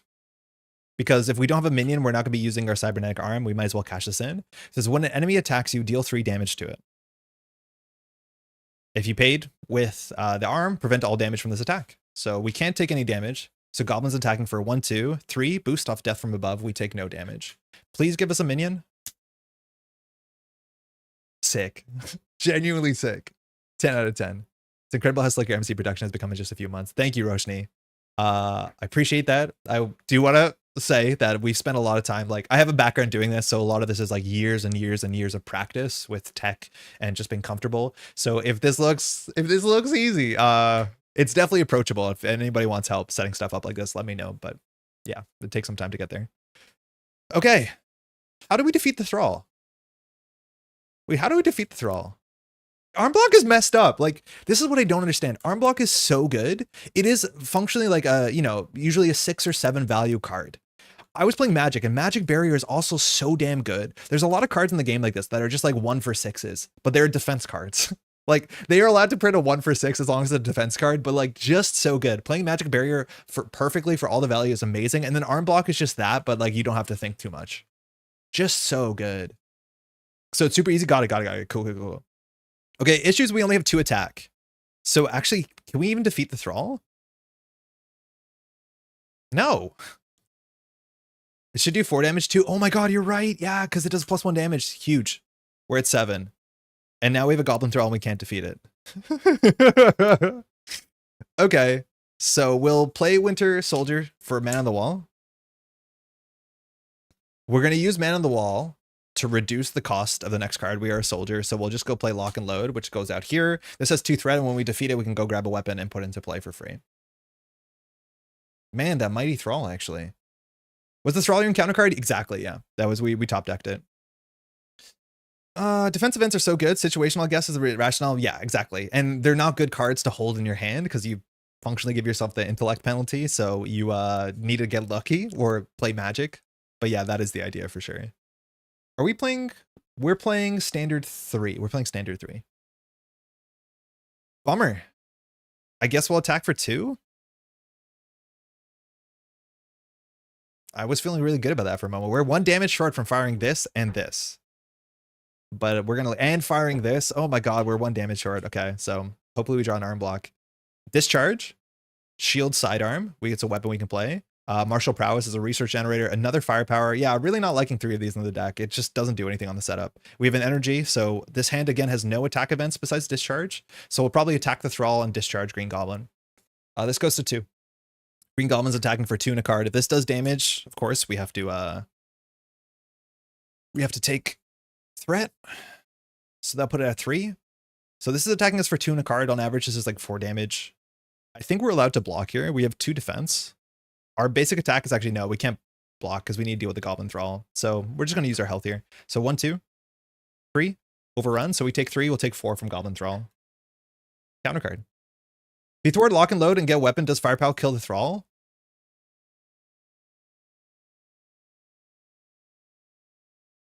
Yeah. No, we were short a resource. We could have made it work. But yeah, we could have got a weapon. You're right, because we exhaust the weapon. Yeah, we actually had a bunch of agency. The issue is that missing the 1 resource to play the firepower. So we'd have to not play Man on the Wall, I think. Maybe this was better, but yeah, that was actually pretty reasonable. But challenge for you, Winter Soldier versus Ultron and the Sentinels. Drones getting the Sentinel keyword and Sentinels with the drone keyword is one of the weekly challenges. Are they still doing weekly challenges? Dark Designs, okay. So we have some threat to do. Not you. So place 1 pursuit counter. Again, for those who are not familiar with standard 3, when this is 4 counters, we grab our Nemesis. And then Green Goblin Schemes for 1 in a card. 2, Wicked Ambitious. That's a very scary card. This goes to 4. Thwart, lock, and load. Yeah, we could have done that. That would have actually been hype. Okay, so we can now play Firepower. We can play Martial Prowess. We can stun and confuse Green Goblin. So we're still in a pretty good spot. We took 4 damage, from 11. So let's move my microphone so I can see the board a bit better. Hopefully this sounds okay. So I think we're just going to... This has guard, so we can't attack Green Goblin. So I think we'll just start by attacking for 2. Actually, no, we have to use Man on the Wall first. So we'll Man on the Wall for the sidearm, I guess? So we don't want to defeat the minion yet. So the next card we play reduces its cost by 3. We'll play the shield sidearm. So this comes in with 3 ammo counters attached to the shield character. We're attaching it to us. And it says, when you make a basic attack, exhaust this to remove an ammo counter, deal 1 damage to an enemy. Cool. Problem is we can't attack Green Goblin to shoot the Goblin Thrall because guard. So we're going to waste a bit of value here. But we are just going to now attack for 2 into Goblin Thrall. And this says when, but this is not an attack. So we can exhaust the sidearm and remove a counter to do 1 damage to Green Goblin. Probably not the best way to use this, but we're still going to do it. But we defeat Goblin Thrall. So now Winter Soldier kicks in. So we can remove 2 threat from lock and load. This goes to the victory and we go get another weapon. Again, this is not taking up a slot, which is kind of surprising. We'll go grab our Massive Bambino next card. No more weekly challenges, but the ones we got are sick. Oh, okay, it was an old one. So this also comes in with 3 counters. And when attached character makes a basic attack, which again is attached to us, so we'll slide this over, the attack gets overkill and 3 extra damage. So we'll be attacking for 5, no problem. Holy crap, is Winter Soldier overloaded. Okay, we have a bunch of triggers. We can fire Winter Mask. This just says, after you attack and defeat an enemy, draw a card. So we get Winter Rifle, so we can get all our weapons. We also can now do Silent Infiltration. This says, after you attack, defeat an enemy, choose to discard this to ready your hero and confuse an enemy. Yeah, like we can just shoot Green Goblin out of the sky now. We can attack for 1, 2, 3, 4, 5. What the heck? We will energy. I guess we get Martial Prowess down here. Let's not use the shield sidearm. Let's do 1 fewer damage because then we actually have a good setup. The villain will recover 1. We're not going to use this. So I think we're going to do energy for Martial Prowess. So this gives us a resource a turn for attack events. Then the breakpoint on this will do 5 damage. So we'll do Cybernetic Arm, Martial Prowess to play Electrical Discharge. This will do 5 damage because we buffed it. So the villain takes 5. If you pay for this event using an energy resource, and we did because Cybernetic Arm does a wild, so we can make it energy. Also stun that enemy. So we could firepower to defeat Green Goblin. I don't think we need to. When we defeat Green Goblin, the other side, I think we draw a bunch of encounter cards, right? Oh, not you. Deal 2 encounter cards, which is not that bad because he's stunned and confused. So like, if we were playing on tempo, we probably should defeat Green Goblin. I think we're just going to jump down though, because we're likely to get, well, not likely, but if we see 6 cards here, we have a reasonable shot at finding our house. But firepower does 6 damage, so it is wasted. Wait, actually, no, it's not. Firepower is not wasted. Because Firepower says exhaust up to 3 weapons you control. For each upgrade exhausted this way, choose an enemy and deal 3 damage to it. So it's for each, so it's 3 damage and 3 damage and 3 damage, if I'm not mistaken. So I guess we will advance. We will just play the rifle, unfortunately, for Firepower.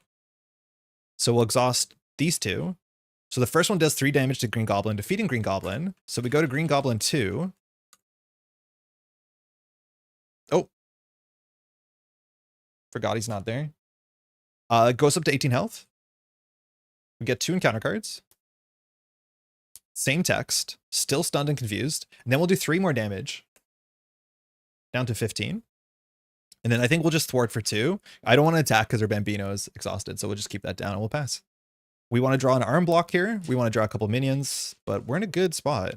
Like a really good spot. Drawing up. Combat training, not super useful. Arm block, okay, that's going to be good. Winter armor for more health and steady. We have the safe house, so if we flip down, that would have been okay. And we have another sidearm, which we can't really do anything. Limit 1 per character, yeah. So we can't attach it to ourselves. This goes to 3. Oh, we don't need the block because Green Goblin is stunned. So bummer. But we get 3 encounter cards. So our hand has no attacks. So actually we can't defeat minions. I thought we'd always have an attack event. Maybe we should be playing more aggressive stances. First card is the Goblin Soldier. So when revealed, or no, when defeated, you take a damage. So 5 health. This doesn't have guards, so you can technically ignore it. Next card is, it's Monster. 6 health. When revealed, you are stunned. So we can just play the steady from our hand if we want to. If you're already stunned, take 2 damage. Last card, Intimidation. Nope. That not load? No, it's not loading. Hold on. I need to refresh it. So if I do like Man on the Wall, Intimidation. I think if you search 2 cards that are too similar in name, sometimes it doesn't update. Choose to either spend 2 resources or give the villain a face down boost card. Huh.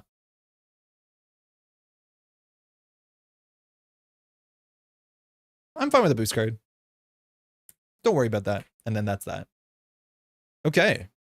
I don't think it's 3 instances of damage because it's not 3 separate attacks. So 3 damage is lost, I believe. You think so? So Firepower says for each upgraded exhausted this way, choose an enemy and deal 3 damage to it. My guess is that the choice here, because it says for each, means it's 3 separate instances.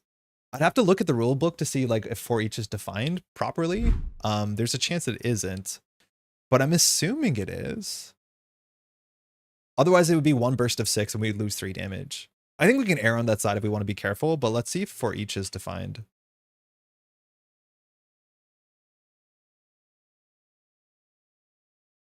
For each indicates a game repeated based on the number of countable game effects. If an effect with for each requires a target, that effect applies to a single target unless for each includes a choose instruction. For example, an effect that reads for each treachery looked at this way, remove a threat from a scheme, removes threat from a single scheme. Alternatively, the effect reads for each upgrade you control, choose an enemy and deal 2 damage to it, allows you to choose a different enemy. If for each effect without a choose instruction, no. If for each with a choose instruction deals damage or removes threat, each iteration of the effect is considered a separate instance of damage. Yeah, so it works. Sick. Even if the same target is chosen multiple times. Cool. Good to know. Yeah, 3 separate instances. Even if it picks the same thing multiple times. I think that's what that said. I was confident when I was reading it a second ago. Okay, so Man on the Wall is now just cracked, right? Like here we just get 2 resources for free. But we can draw a card when we defeat something. So with 2 resources, I think we just play our Winter Armor because that means that we get plus... what's it called? Plus 3 health and we remove the steady. I think we need to do that. We probably have to play the combat training because, oh no, with shield sidearm, we can defeat monster. So we'll play Winter Armor for free here with Man on the Wall. So this gives us plus 3 health. So we restore 3 and it gives us steady. Steady means we need 2 stuns or 2 confuses for them to be relevant. So we'll hold on to 1. We're not considered stunned, but the second one will count. So we're up at 10. Today I learned, yeah, hey, me too. Constantly. That's always like what's fun. So unfortunately, we don't have an attack event here. So I think we're just going to attack with Soldier. So we'll do the sidearm first. The sidearm says, when attached character makes a basic attack, exhaust this. We'll spend a damage to ping monster for 1. And then we're going to also exhaust Bambino. So we're attacking for 5 more because Bambino gives us plus 3 damage and overkill. So we're attacking for 5. That defeats monster. So we have a bunch of triggers here. Firstly, we can draw with Winter Mask. So we draw into a fluid motion, and then we can clear 2 threat from this. We're not ready, but that's still pretty good. We'll hold on to the arm block because Green Goblin's going to attack for a lot. We could consider jumping down, and maybe that's reasonable. If Green Goblin activates, though, there'll be like 2 encounter cards or 2 boost cards waiting, which is a bit frightening. So I think we'll just continue to set up here. It's a shame that we're wasting these 2. So we'll hold on to the arm block.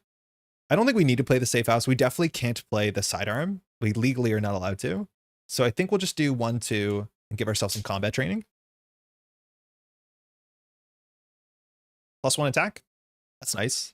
We could have played that first and say a shot on the sidearm, but not a really big deal. So I'll just put that back here because we're not going to interact with it. And then I think we just hold on to the arm block. Yeah, we'll pass. Draw back up. Deathlock is here.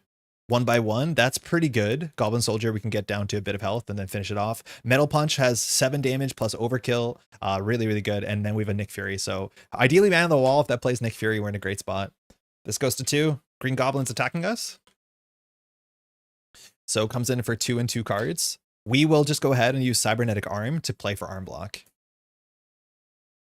It does 4 damage to the villain. This is an attack, so guard, technically you can't use this if I'm not mistaken. So down to 11, but we're going to take no damage from this. So we're coming in for 1-2. Boost, put Goblin Thrall into play, engage with you. It's just another Thrall. So Man on the Wall is going to pop off again. And then we have the Goblin Glider, so that was an attack for 5. We take no damage. Now both of these minions have to activate. Goblin Soldier is just going to hit us for 1, so we'll take it. And then Goblin Thrall is going to hit us for 1. We're going to take it. Very easy to miss, especially if you're a newer player with things like Ultron, is that if minions activate or engage you, this happens on Claw, not inconsistently, they will activate after the minion activates.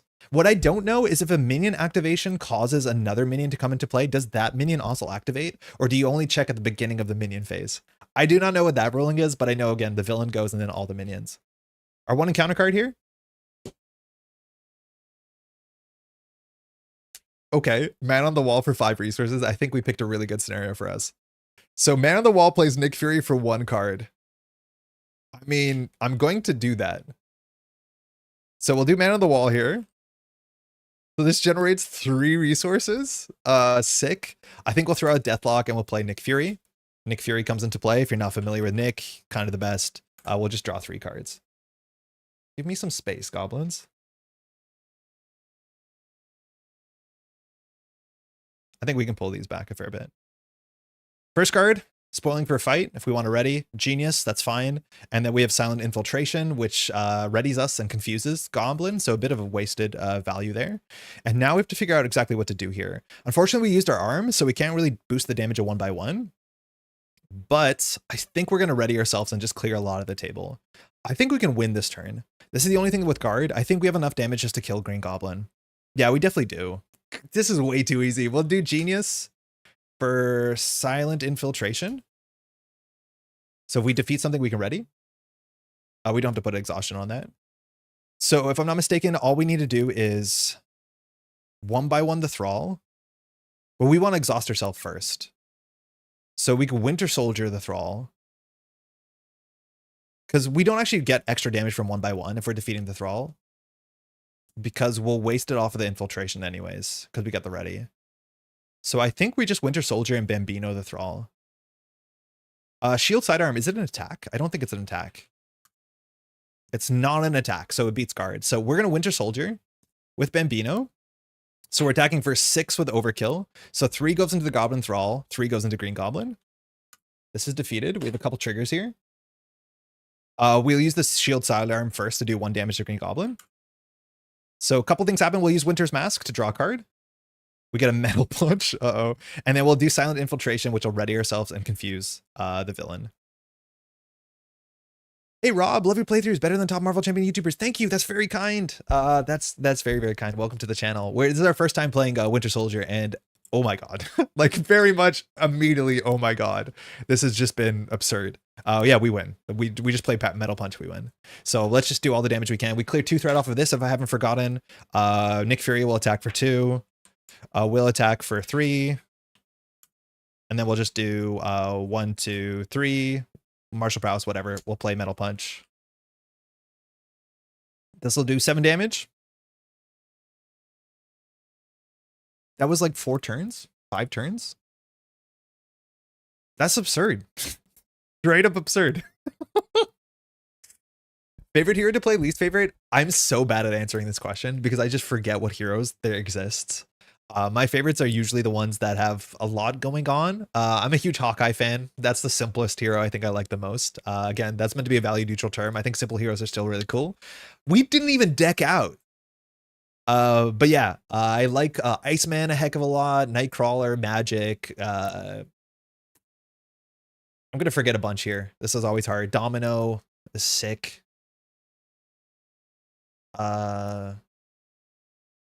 Silk's been really cool. From my understanding, the minion step of activation goes minion by minion, even if new ones are brought in. So if villainous minion boost spawns the nemesis, the nemesis activates. Okay, good to know.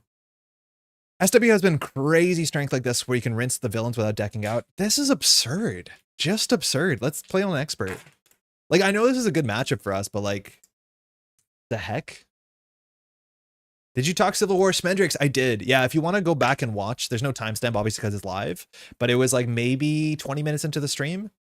To summarize, it doesn't seem like the box built for me. It's like, honestly, if someone went out of the way to build a box that I wouldn't care about, that's what Civil War is. Still fine. Glad they're experimenting. But it's like, I love campaign mode. I love structured scenarios as opposed to like, here's a bunch of Lego pieces. And PvP is not for me. But I'm excited to try all of it. I think I'm more excited about seeing like Tigra and what's his name than most people are, though. I'm cool for a weird kit, especially if I don't know the character. Yeah, he loves the new pack. Nicely done. Winter Soldier is an absolute beast. It seems like it. It really does seem like it. Let's put this on expert and see how much different it feels. But like, yeah, that was like 3 rounds. That was nothing. So Green Goblin will start on 2. So we'll get back to that text, but we reset the health to 18. We have to do the back of Unleashing the Mutagen just to make sure, put a Goblin Thrall minion into play, which I think we actually do appreciate that. As much as 3 health, we technically have to play a card to deal with it. We'll shuffle all these back and give it another shot. I'm hyped to punch Iron Man. I think that is my biggest disappointment, is that the art isn't new. Again, this game is meant to be a celebration of the comics, and like, how many images of Iron Man are there that they could license? I know that they're saving money, and maybe money is tight. I could imagine that. It's a weird world to build board games and be profitable. Like, I'm not going to pretend it's not. No one is. But like, fuck, using the same art for the heroes and the villains is... Like, imagine Webbed Up was the same art. Like, they were like, oh, here's Webbed Up in Spider-Man, and then they did Webbed Up with Venom, and they're like, same art. Right? Like, would people be upset? Yeah, they would. This feels like the same thing. I don't get it. I love modularity, but I'm also bummed by lack of campaign. Yeah. Not for me. That's fine. They're trying something. That's cool. Doesn't always have to be for you. I'm not trying to yuck anyone's yum. All right, expert mode. We got this. Green Goblins, when revealed, is deal 2 encounter cards to each player. I hope a lot of people do give the PvP a chance if possible. It's similar to what they did for Lord of the Rings LCG, and was surprisingly really, really fun, and I'm co-op all the way. Yeah, get up and... I haven't played that. I have like a full collection of Lord of the Rings, but I've never played that sort of challenge mode, where like it's kind of speed and victory based, right? Because I think you count how many rounds it takes, and then that's part of your scores, so you do have to rush a bit. So yeah, no, like, excited to try it, that's for sure. But it's like, I doubt it's, like, my read is it's going to be like a novelty, not something that's going to take up a lot of my time, and that's fine. Art recycle is very cheap, yeah. It is definitely a cost-cutting measure, and it's really annoying. Very annoying. Andre only yucks Nebula Netrunner decks. Yeah, I do. But I don't yuck the player. I yuck the idea. All right, we'll give it 2 cards. For those that don't know, there's a new Netrunner identity that's like, just tilts me, just gets me, just makes me upset. It's really important that you get good emotional responses to the things that you're interacting with. If I felt nothing, like, that's such a failure. Make me feel something. And sometimes it's rage. Hero set health to 11. There we go. It's basically a race to win fast with limited interaction. Yeah, that I believe. I would like be super interested to be able to play as the villain, because I think that's a thing that I brought up in the discussion of Civil War, is like, if I need to make sure that people understand this. It's not, you don't attack the other hero, you're attacking their villain. So it's, again, 2 like parallel games. I think if you can make a mode where I actually controlled the villain, I'd be pretty hype.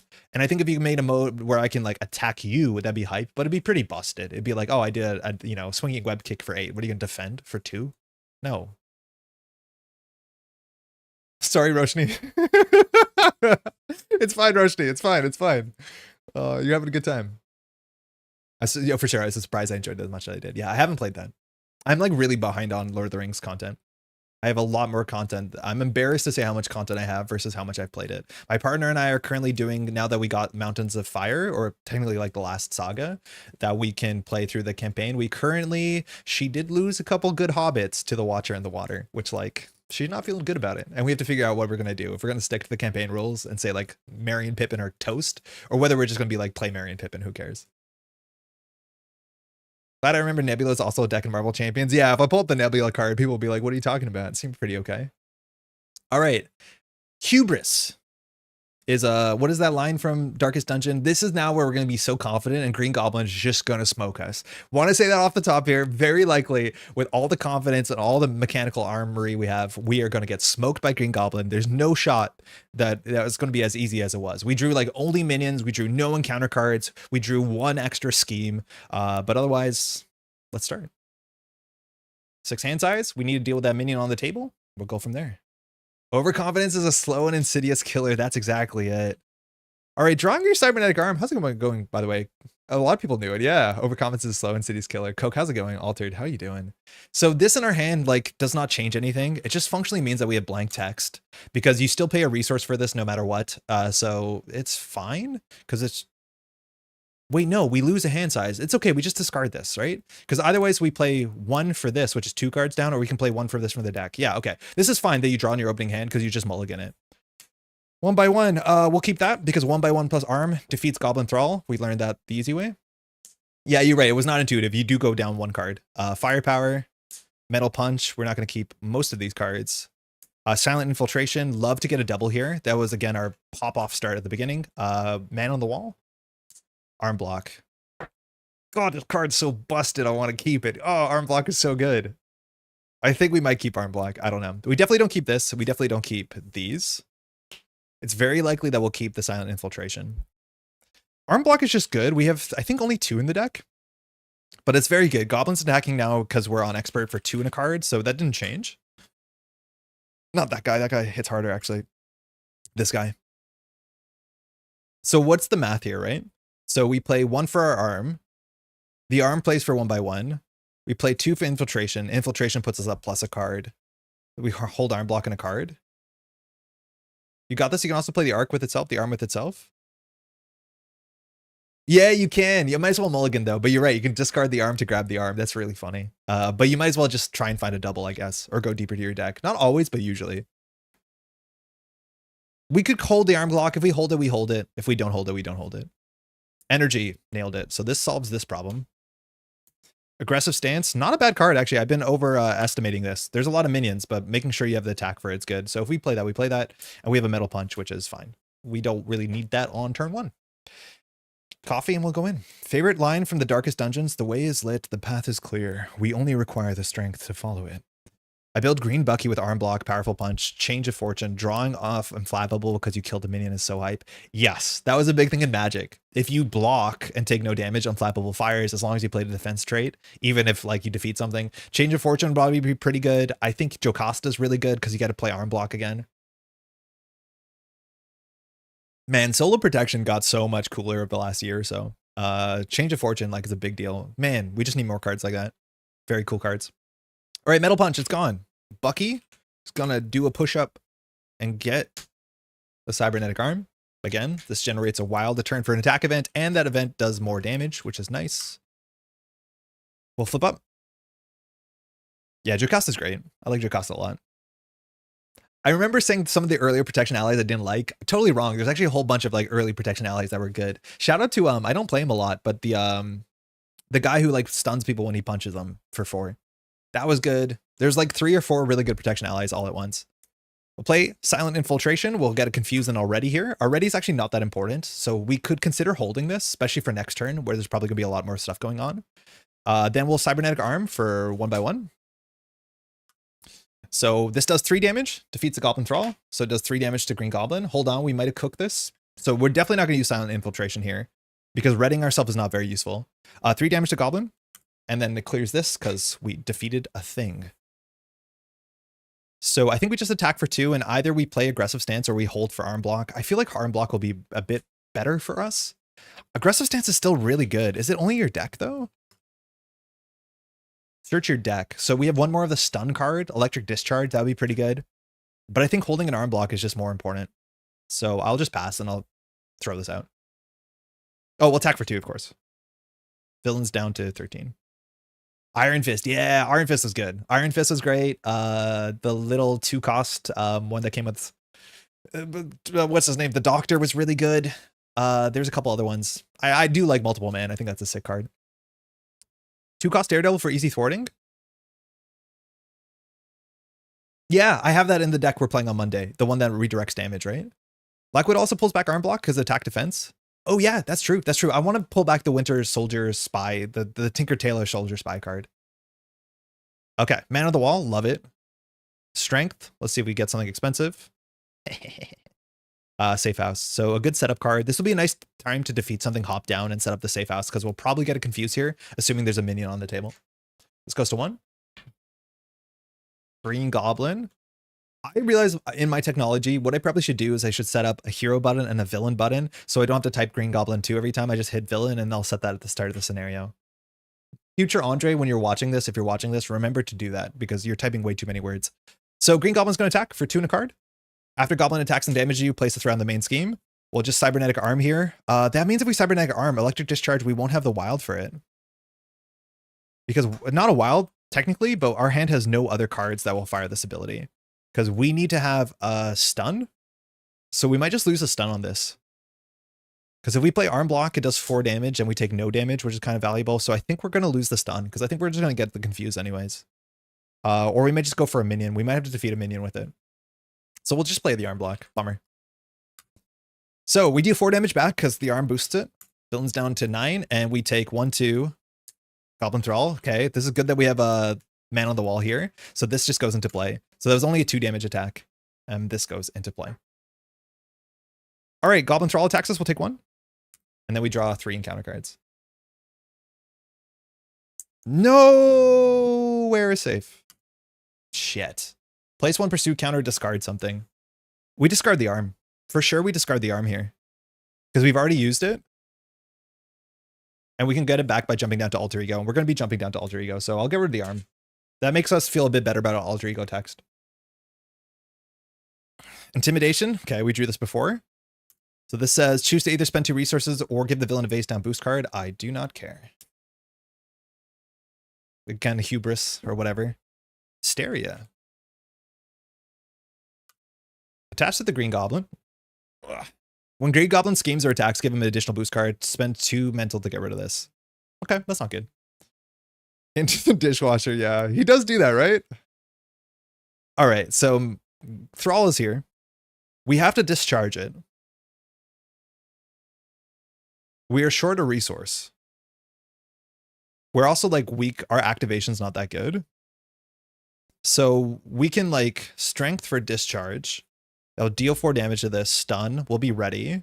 So this has guard. So the silent infiltration is a bit ugly here. So we're going to use it to get it confused to jump down because we don't want Green Goblin to activate because it's pretty bad. Because Hysteria is pretty bad for us. So not the best use of this card.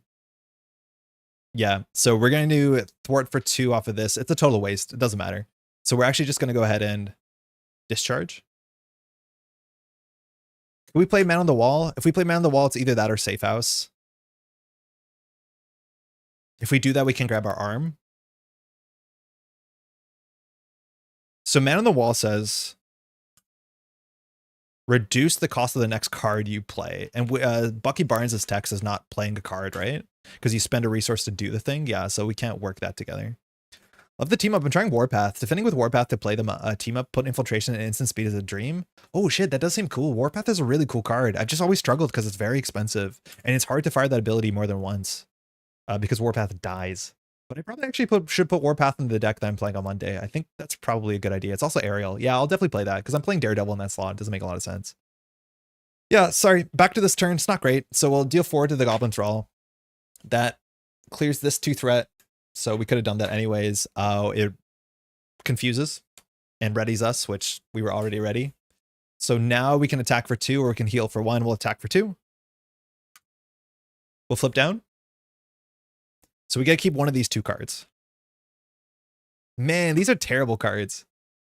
Opsroom helps him survive. Yes, that's what I'm playing on Monday because I did not like Opsroom that much until I realized I could use it with allies. So we're playing like whatever the name of that card from Nunavut is, the Canadian champion. And then we're playing the Rock Slide and just like Opsrooming them forever. It's been really fun. Okay, so we can only play one of these. If we do Safe House, we can go get a minion next turn and draw a card. But ideally, we want both of these. I honestly will hold both of these cards. It's actually likely that we don't need Safe House. I think Man on the Wall is just a better card. But this This table space sucks. I want cards. I think I'll get rid of the safe house and play Man on the Wall. Nah, let's just see if minions are more important. We still have a resource generator in the deck. This is one of our important resource generators, but we'll try safe house. It seems like a more fun card, and we'll just pass. Drop to 6. Martial prowess. Okay, we got a research generator. We have a sidearm. We have another gun. We have a Nick. So hopefully we draw a double. There's not many left in the deck. We have Spoiling, and we have Black Widow. Black Widow can get any attack event, so we can maybe get the stun. We're also going to have to go get our arm before we flip up, so we have a lot of work to do. This goes to 1. Goblin doesn't activate. We're really hoping not for an advance here, or advance equivalent in standard 3. Fuck. There it is. Plays 1 pursuit counter. We're probably advancing here. This is really bad. Because Green Goblin now says, firstly, scheming for 2 and a card, but it's 2 cards, and Hysteria says it's 3 cards. Hysteria says when Green Goblin schemes or attacks, give him an additional boost card. That wasn't good. The Goblin is scheming for 1/2.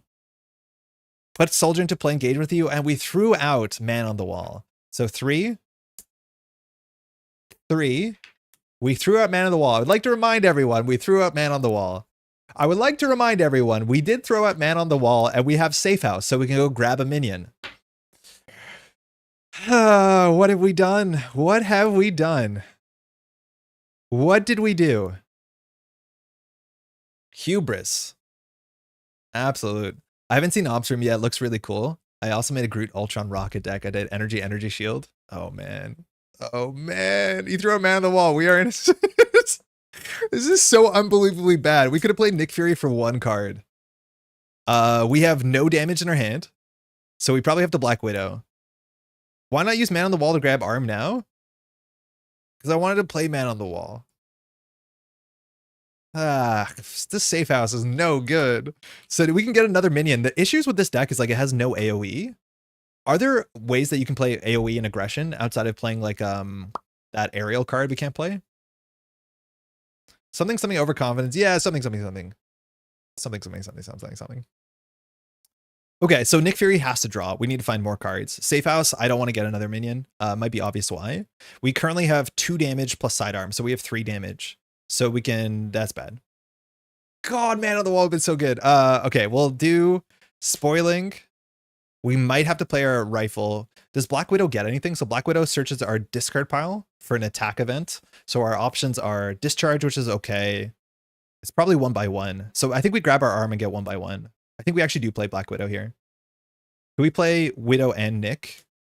So if we pay 4 for Widow, we have 3. Then we get Widow, but we also have to go get our damn arm out of the dishwasher. Oh, we cooked this.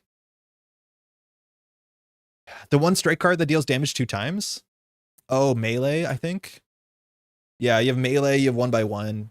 I don't know if there's pure AoEs besides like dive bomb, but I think you have to be aerial for dive bomb, right? Yeah. AoE melee 1 by 1 and probably more that I'm forgetting. Yeah, those are the 2 that I think of. If there's more, they're probably not great. Shit. We might have to safe house. Legitimately might have to safe house. What's the text on safe house? Do you search the discard pile? I'm going to do it. Search and counter deck for a minion and put it into play. So I'll do safe house. We'll search for a minion. Trust me, I'm a professional. This is a good idea. We need to draw a double with this, but we want to get another 3 coster. 3 healther. Ooh, that's a lot of pumpkin bombs. Look, if I don't have Man on the Wall, I'm going to make my own Man on the Wall. And I'm going to make a wall of Goblin men. Oh, Bombs Away is also aerial. Wait, is that the one that I pulled up? Oh, no, that's dive bomb. Okay, so now we get to draw a card. It's a 1 by 1. So that actually means we no longer have to play Black Widow. But not that Black Widow's bad. So we'll play Nick. And so we'll just dump 1, 2, 3, 4 for Nick. With Nick Fury, we'll just draw 3 cards. 1, 2, 3. That's not bad. We can work with that. We can work with this. This is fine. We have to spend 2 mentals. We might keep the Genius to get rid of Hysteria, because otherwise we get attacked for a lot. But we actually probably could just keep arm block. I'm going to throw out Spoiling for a fight to use Bucky Barnes' ability to go get our arm back. Nice and clean.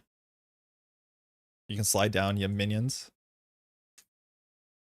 least you have a lot of threat to remove.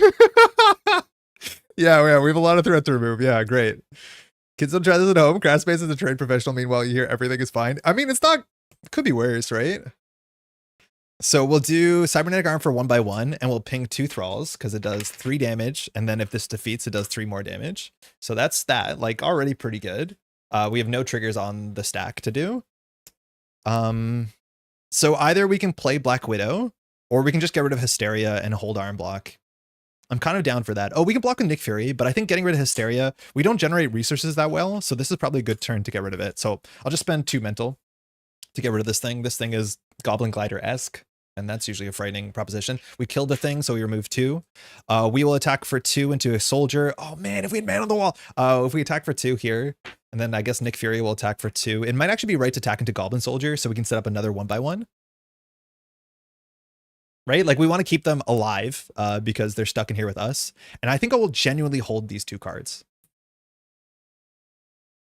Guys, Safe House was not as good as Man on the Wall. 3 is Firepower, useless. Combat Training, not great. Captain America. I don't like this hand. What does Captain America even do?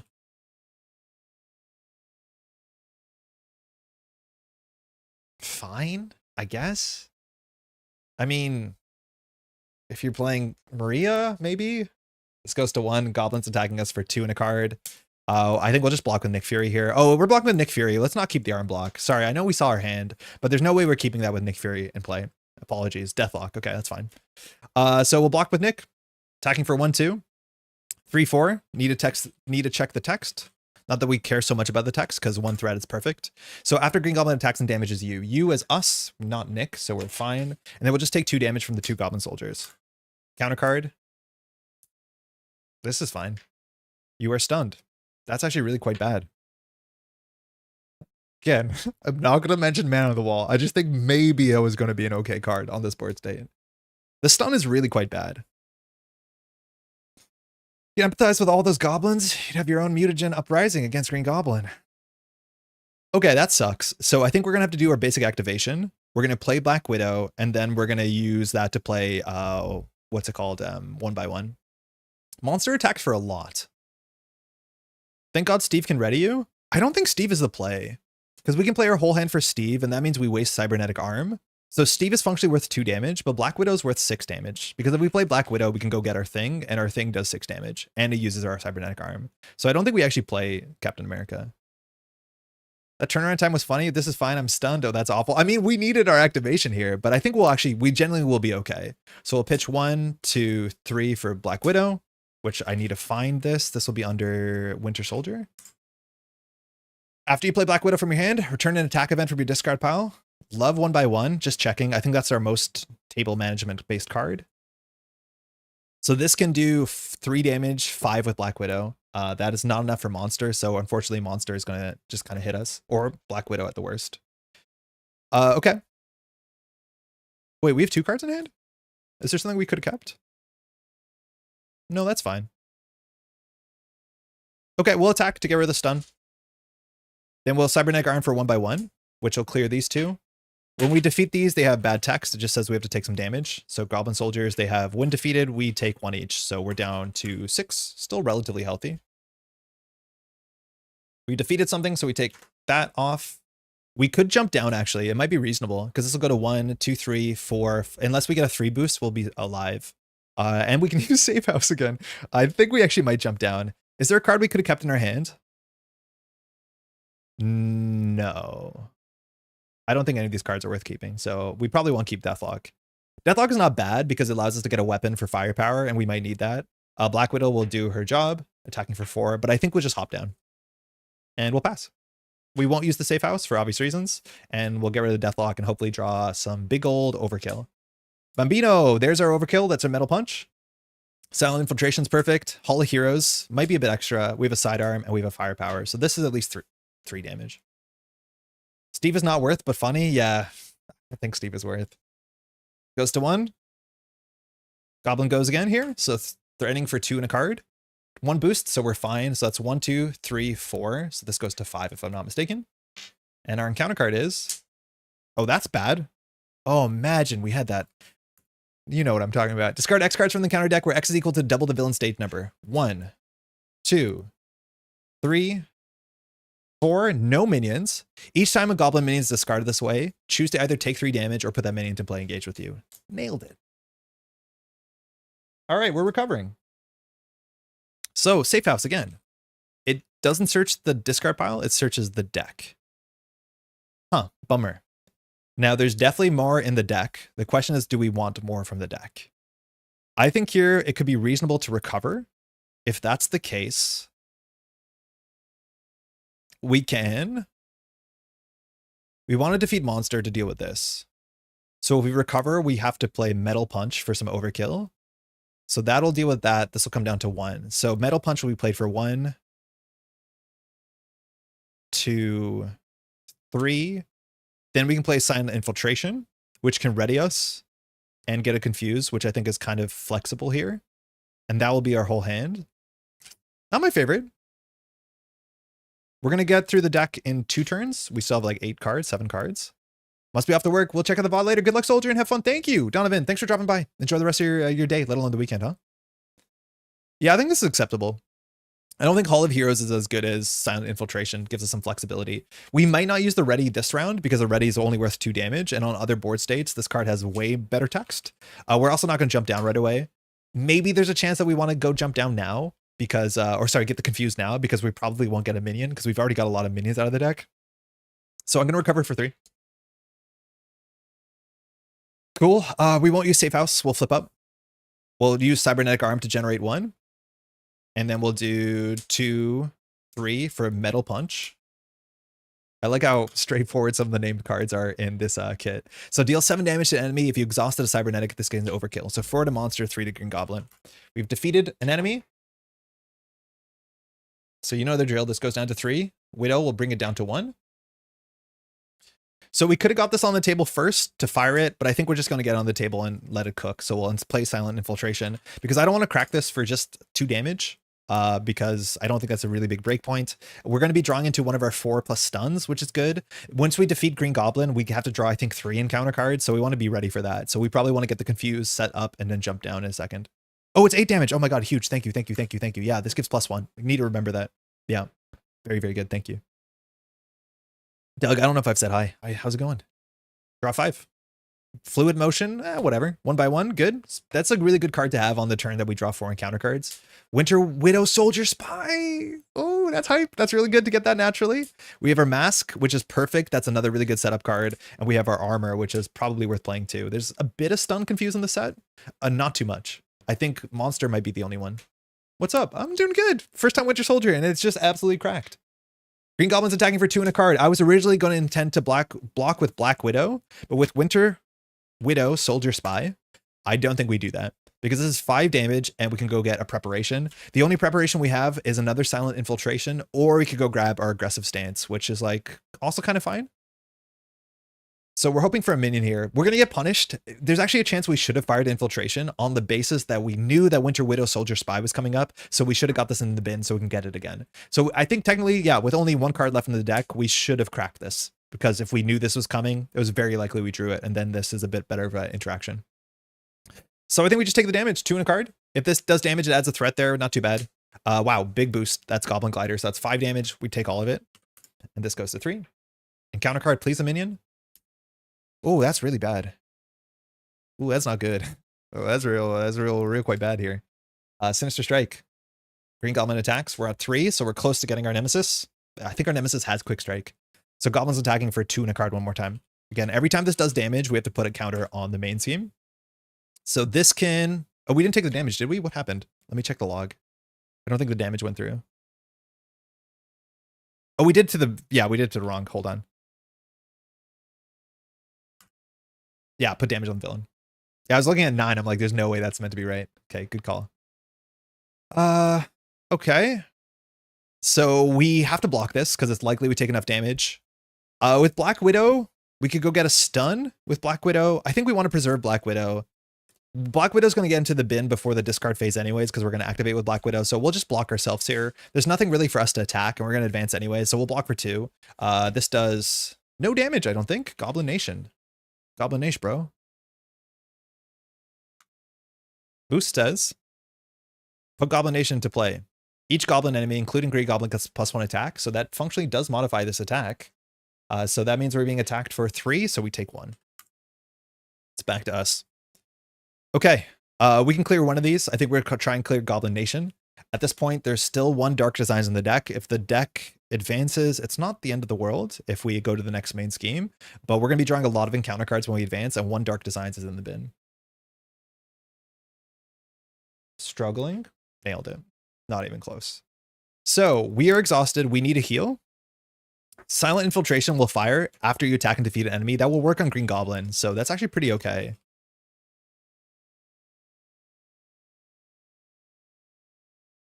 So we might just send it here. I think we do. So Cybernetic Arm should be ready. We didn't use it, so we'll do Arm. We'll do 1 by 1 for Winter Widow Soldier Spy. So this says, put a preparation upgrade from your discard pile into play. I think it's more responsible for us to go get Aggressive Stance because it's very likely to fire this round, this upcoming round, and we need to make sure we have cards in hand because this is the big like tempo jump where there's going to be a lot of problems for us to deal with. So we'll put that into play. Aggressive Stance just says that when a minion engages us, we can discard this to go search our deck for an attack action, and that'll be our entire deck because we're about to cycle. Then we deal 4 damage to an enemy. It's technically 5 damage because we use the arm, so the villain takes 5.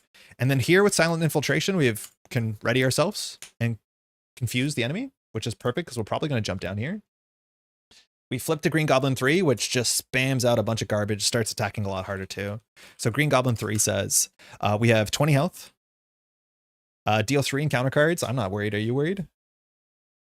And that's that. We've defeated something. We'll remove 2 threat from this. I think we're probably going to advance anyways, so I'm not too concerned. And then Black Widow will finish that off. We can jump down. In theory, if you want to be a total, like, you know, hardcore hero about this, you can jump down with Safe House 30 and you can functionally look at these 3 cards. Because if we search the deck for a minion, we'll know every card in the deck. We'll know every card in the counter card. This is an ugly thing that happens when you have perfect information, but in theory, we are allowed to know what these cards are if you fire this. It's a strange thing to deal with, but in theory, if we could flip this and just look at these cards to have full planning ability, probably a lot of people are not going to do that, but technically we have full information because there's no other cards out of play. So that's a bit ugly. Don't love it, but what can we do? Oh, we could have played Winter Mask first. No, then we'll deck out. We don't want to do that. But Winter Mask we could have played, but then we deck out. I think we just play Winter Armor here. Aggressive Stance will not fire if you're down. Oh my god, yeah, you're right. Yeah, you're right. That's a good call. We'll grab the other one. That's a very good call because it's a hero. So because there's 2 Silent Infiltrations, unless it's the last card in our deck, it's not. We'll grab that back. We'll grab the second one. No, good call, Schmendrix. I would have missed that. Okay, we'll flip. Bucky Barnes will recover for 3. And then I think we'll just play Winter Armor to get ready for the fight. It's a shame we're missing our mask, but what can we do? It also might have been responsible to go for Fluid Motion, but Winter Armor, we just need some health because we're in for a fight here. It might not be the right call, but that's what we're going to do. So we get 3 hit points. And so that brings us to 14 and we get steady. We'll pass. How bad could this be? 1 card, discharge, that's nice. So at least we can do with 1 minion. And we get a 4th encounter. Wait, we're drawing 5 cards. Not good. Maybe we shouldn't have flipped down.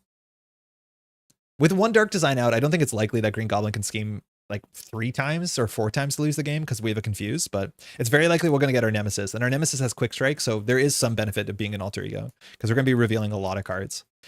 Cool thing is that if we actually reveal, this is something I always forget, is that when this is on 3, when you're playing solo, if you do reveal Dark Designs, we don't actually scheme, we just go get our Nemesis minion because once it hits 4, it clears immediately, and then this doesn't have extra text.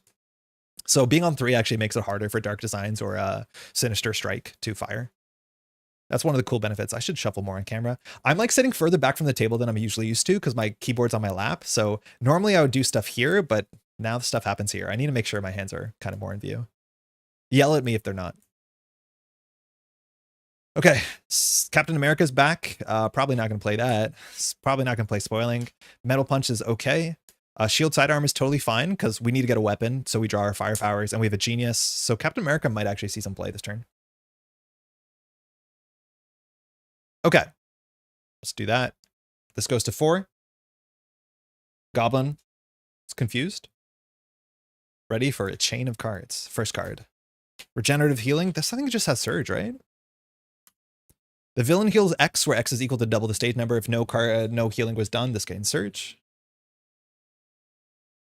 Goblin Knight. Okay, we can deal with this. 7 health. After Goblin Knight attacks, you discard a card randomly from your hand. Sorry, discard a card from the counter deck. If that card is a Goblin minion, it goes into play. 7 health, 2 and 2. So we do have our big attack for that. Regenerative healing. This gains surge. Pumpkin bombs. There's 3 of these in the deck, I think. So this attaches to the villain. After the villain attacks you, discard this and take 2 indirect damage, or you can get rid of this with 2 resources. We'll probably tank the damage, I imagine. Goblin Soldier, okay. So Man on the Wall would be pretty good, I've heard. People keep saying that. I don't know why they keep saying that. 5 health, does not have guard. But it will hurt us no matter what we do with it. Okay. That's fine. Good thing we have our Silent Infiltration. And then we have Goblin Reinforcements. It has a hazard icon on it, so we definitely want to deal with it. Oh, that was the bad order. Place 1 threat here for each Goblin minion in play. We drew this in the absolute worst order. This was our last card. So this has 1, 2, 3, 4, 5. Minion. Okay, not the villain. And it's back to us. The question is, do we want to get another one with our safe house? Do we want to go and grab another minion? I was expecting 2 pumpkin bombs. Yeah, that would be bad. That's a lot of damage. So Metal Punch deals with Goblin Knight. We probably play Captain America, but if we play Captain America, we're going to run out of resources unless we safe house. We also could just play Discharge and 3 minions dead, 6 threat, easy peasy. Wait, is Bucky not once per turn? Wait a second. Is it? I thought this was once per turn. Hold on. Winter Soldier isn't once per turn?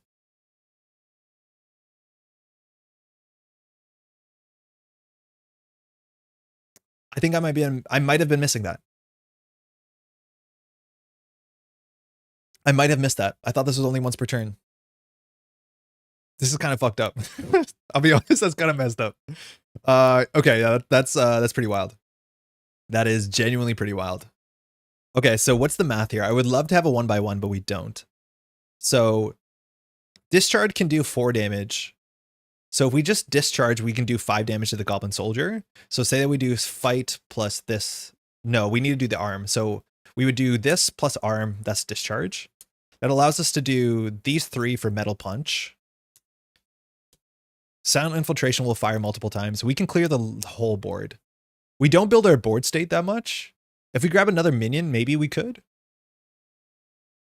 But this does 4, does 5 to Soldier, we take 1. This defeats the Goblin Knight. It misses overkill, but it's fine. It does 7 damage. We don't really care about overkill that much for 1 damage. We're going to take the Pumpkin Bombs. We're going to take this Thrall. Would defeat 2, 4. We'll attack into this twice. We'll get it confused. Yeah, this is still really good. So do we recover for 3? If we recover for 3, we'll ready once. We'll attack. We'll not defeat this if we recover for 1. So we want to clear the table. We can't recover. So I think we don't recover. So we'll flip up. We will attack for 2 into the Goblin Thrall. Then we will use Cybernetic Arm and Spoiling for a Fight to do Electric Discharge, or Electrical Discharge, excuse me. So that does 5 damage and defeats the Goblin Soldier. When it's defeated, we take 1 damage. But we are now ready ourselves with Silent Infiltration, and we confuse the Goblin. Okay, then we'll do 1, 2, 3 for Metal Punch into Goblin Knight. Oh, we clear 2. So that just does 7 damage to it with Metal Punch. That clears Goblin Knight. That clears 2 from this. We're left with this lone sidearm. So in theory, we could have played the sidearm with the safe house, but I don't think we want another minion. So I think we just attack for 2 into the Goblin Thrall, which defeats it. That clears 1 from this. That is absurd. Genuinely absurd. Unbelievably good. We'll throw this out to try and draw because we really want to draw here. I think an arm block. Every arm block is in the deck. It's 2 in about 33 cards or something. Yeah. So we'll get lucky. Pass. Bambino. Oh my god, we've been playing with this out of our deck because I removed it and I forgot to shuffle it in. So I'm going to draw these cards and shuffle this in. We removed this from the game last round. I'm like, how have we not drawn it yet? So we'll just shuffle that in real quick. It is nuts. Yeah, that is bizarre. It's bizarrely powerful.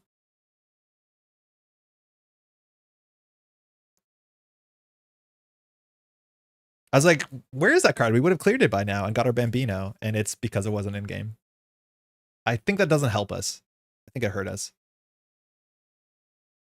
Martial prowess, whatever. There it is. That's good. We have the arm block. That's perfect. That's our last card. So bring it. This goes to 5.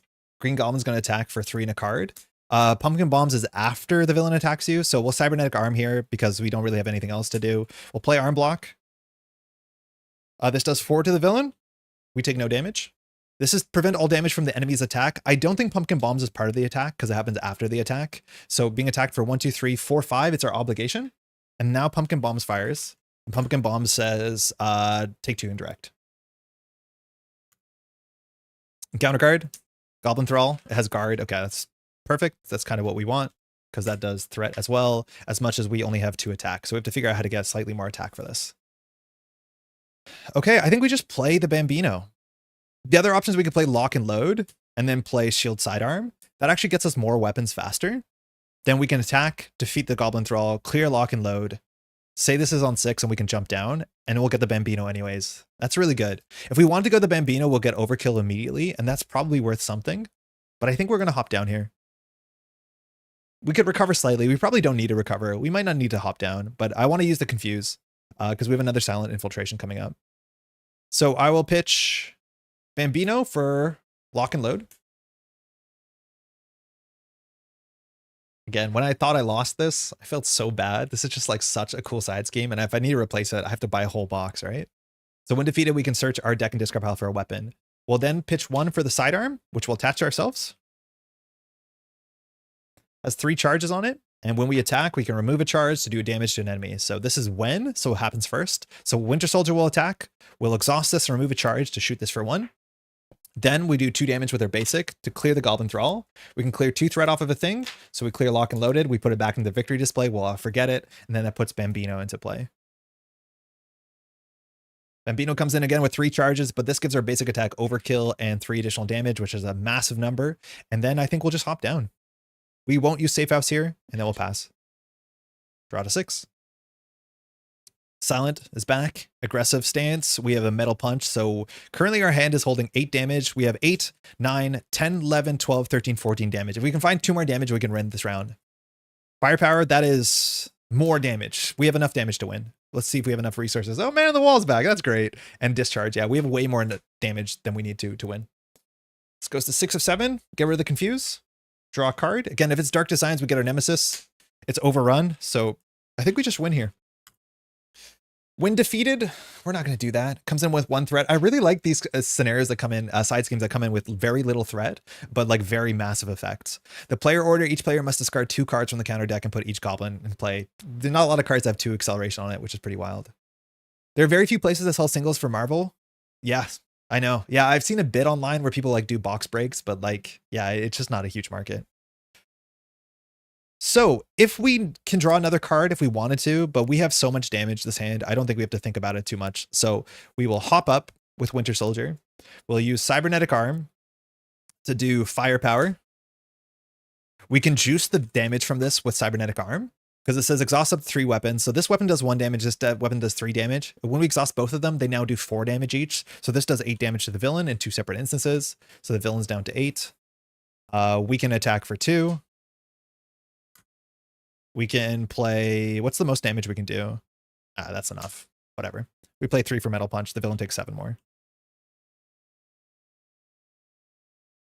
Winter Soldier's cracked. Winter Soldier's absurd. Just genuinely absurd. So much damage, so much threat, so much control. Honestly, reasonable economy. These red cards don't feel awful. This sidearm is not that bad. Coming in for 1 is actually okay. Hey Chart, how's it going? I like how straightforward Bucky is. Feels pretty strong in solo, but I imagine he scales down pretty hard as player count jumps up. I don't know, because, so I would imagine yes and no. The cool thing is when you play multiplayer, you can be like the damage person and then your teammate or teammates can work on other options like thwarting.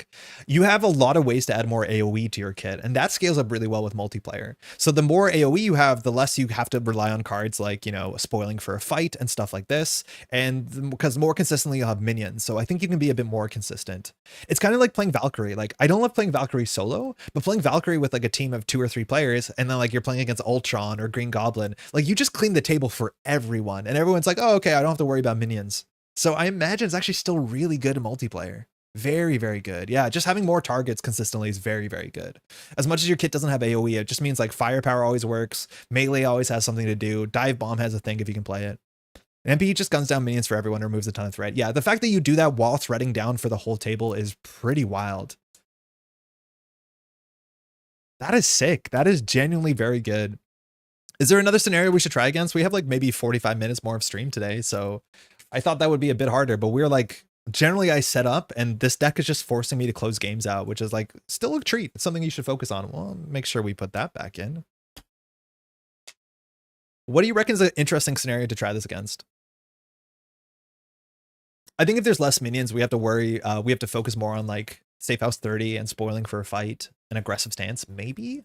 But here it's like, not an issue whatsoever. Ooh, Sentinels. Yeah, that seems fun. I could do that. I think Sentinels is just more interesting than Master Mold. That's a good idea. Let me clean this up really quickly. We'll get to it. Just goofy powerful. Oh my god. It feels good though. Like, it is fun.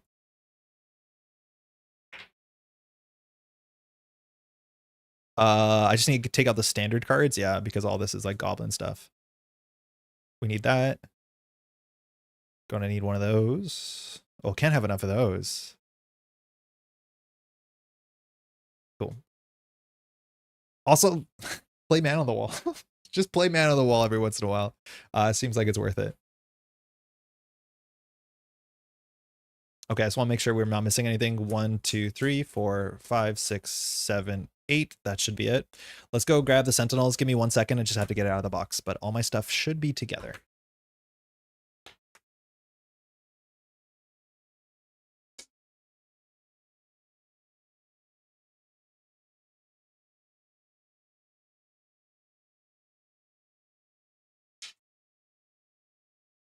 Is there any changes we should make? Like, Hall of Heroes hasn't seemed that necessary. It would be good though. It wouldn't be bad. I don't think we have to play any like Power of Aggressions. I think our resource generators are fine. This card is underperforming, so like if we can find nice little inclusions for stuff like that, like replacements for that, I'm down to hear anybody's opinion. Maybe we can just do a bit of healing, like that one card that does 2 damage and heals. That'd be okay. Probably a give or take. You'd really love an actual minion clearing card out of Aspect. Firepower is great and needs setup. Doesn't have aerial access for dive bomb. Yeah, you can play melee. I think 1x1 is just really, really strong too. I don't know. Melee and 1x1 are really, really solid cards for sure. He's a great tempo player for the table. His economy's a bit rough. Yeah, Man on the Wall. That's good. I don't think you have to play any of the cards that like draw minions to you. Sentinels. Okay, Sentinel. We have to play with those cards, I think. We won't play with the campaign stuff. And then we're just missing 1 or 2 cards. Yeah, there.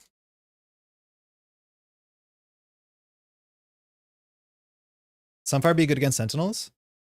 Oh, for the attachment blanking? Yeah, that's a good shout. I'm at the point where I'll remove Captain America, but like I'll give him one more shot. It's just like, excuse me, not the best card in any hand. Yeah, I do think I like Sunfire a lot for attachment management. Let me get that.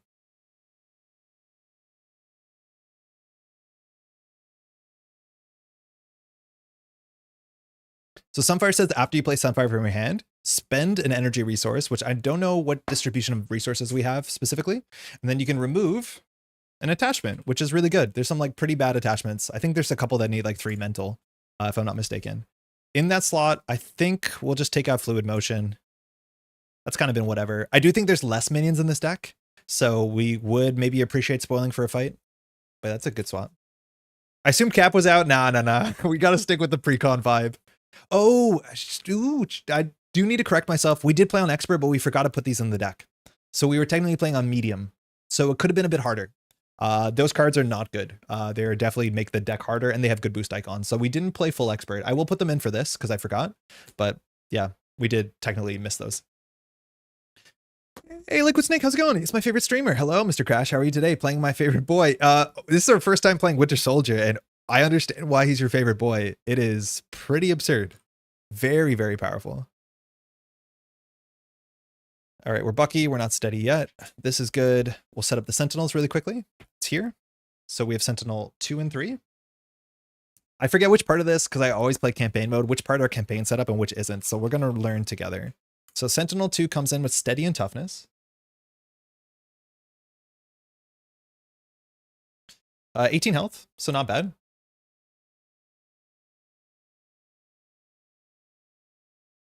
The first player searches encounter deck and discard pile for Abduction Protocol, Side Scheme, and reveals it. So that is the one that if we deal with this, we get one of the set aside 4 minions, 4 allies. This comes in with 4 threat. Abduction Protocol has a crisis on it. Abduction Protocol. So comes in with Hinder 2. When defeated, Side Scheme, take a random set aside captive ally. If you haven't played this, there are 4 captive allies. They all have wild icons. They're all really cheap. They're all very attack favored. Some of them do toughness. Some of them do AoE damage. A bunch of them actually do AoE damage, but we'll love to get those. So that's all that is. Is there any other text on Sentinel? Deal each other player face down counter card. Okay, cool. Knight of the Sentinels. So we're going to be playing with all the base stuff. What is this called? This is called Project Wide Awake, right? So we have all the base encounter sets here. So Project Wide Awake comes with only 2 minions. I think that's the Sentinel Mark IV. I don't think I've appreciated for a long time that all the Sentinels have health equal to their numbering. Then we have 4 more minions. So we're at 4, 5, 6 minions. And then I do believe in the Sentinel set, we have like 4 more. Yeah, so 7, 8, 9, 10. So about 10 minions in the deck. Boost icons relatively high, 1.6 average. So we're playing with Wide Awake, Zero Tolerance, Sentinels, put each captive ally aside, reveal the Operation Zero Tolerance, which will be permanent, and then Mutants at the Mall Side Scheme. So that's how we get our friend. On the back, it is Jubilee. Okay, Operation Zero Tolerance. This is permanent, comes in with 3 threat, but that's largely irrelevant. It says, after an enemy attacks and defeats an ally, place it underneath here. And if there's 4 allies underneath here, we lose the game. Again, the Sentinels are abducting our friends. We have to make sure that that's not the case. We'll put this aside out of play. That doesn't matter. Mutants at the Mall comes in with an acceleration, has 4 threat. And when we clear this, we have to flip this to go grab Jubilee. But also we have to go get a minion, right? First player searches encounter deck for Sentinel, and you have to reveal it. So any when revealed text will happen. Knight of the Sentinels. The back of this. It's our only scheme, has a really low threshold. It only has 1. It only has 5 as the threshold functionally. Zero Tolerance has permanence, so we're just going to leave it there. Again, its text matters a lot, but the amount of threat on it does not matter. After threat is placed here, if there's at least 5, the first player has to just tuck the top card of their deck face down underneath this and remove 5 threat from the scheme. It adds 1 a turn. And Sentinel actually hits hard. Hits for 3, hits for 2. So we have some issues. A lot of schemes on the table. If there's no minions on the table, we're not that good at clearing the scheme. So I'm not sure what we're going to do round 1 because we have literally 0 thwarting cards in our deck. This actually might be a hard start. I've almost played against everyone. I still need to fight against Ronin and Loki though. Yeah, they're tough fights. Ronin hits really hard and a lot. Loki is like a attritional. It's a lot of fighting. There's like 60 health you have to deal with. Not either of them are neither my favorite. I don't think they're that interesting, but they're very hard for sure. Still fills a similar spot as Valkyrie, Gamora, which can still be super fun, keeping the table up running. Yeah. How do you make the cards and counter set pop-ups like that? I've built all of them. So my background is in motion graphics and video work, but also coding. And so in things like After Effects, I can build these rigs that are intelligent enough that I can just input data and then it'll build them for me. So I have them exported for every single encounter set and scenario in the game. And they're just on my hard drive. And using the tool that I use to pull up cards, I can just say, show me the encounter set for X, and then I pull it up. It took a bit of work to get it done, but once you build the rig, it's really easy. So when the new box comes out, I can get them all done within like half an hour and some export time. It's work, it's skill intensive, but it is my background for this sort of stuff. So really like getting that together. Overlay is sexy as hell. Thank you. Also, you do not mind playing on a non-mat. I find playing cards on just my table be hard to pick up the cards. I struggle more than sometimes, but I don't have a mat that like covers this table that I really like. I don't know what to do with it. I do think actually like it dictates the branding of the channel to some extent, and it's a nice table. It's from IKEA. It's not like a nice table, but it's an okay table. But there's just like no playmat I've been excited with. I sometimes struggle, as you can tell, to pick up cards, but it's not bad enough that I've been concerned about it. Okay, we have a lot of stuff going on right now. Oh, that didn't go in well. Let's just shuffle this up. The most threat we can do on turn 1 is 2. Unless we get an ally. If we get an ally, we can do 4. I think our priority is actually to clear abduction protocols to get another ally, but not that we're going to be blocking with an ally. Maybe we should clear mutants at the mall. And then if we clear mutants at the mall, we can get a minion. And if we destroy that minion, we can clear 2 more threat. That might be good, that we want to keep like a 4 damage attack.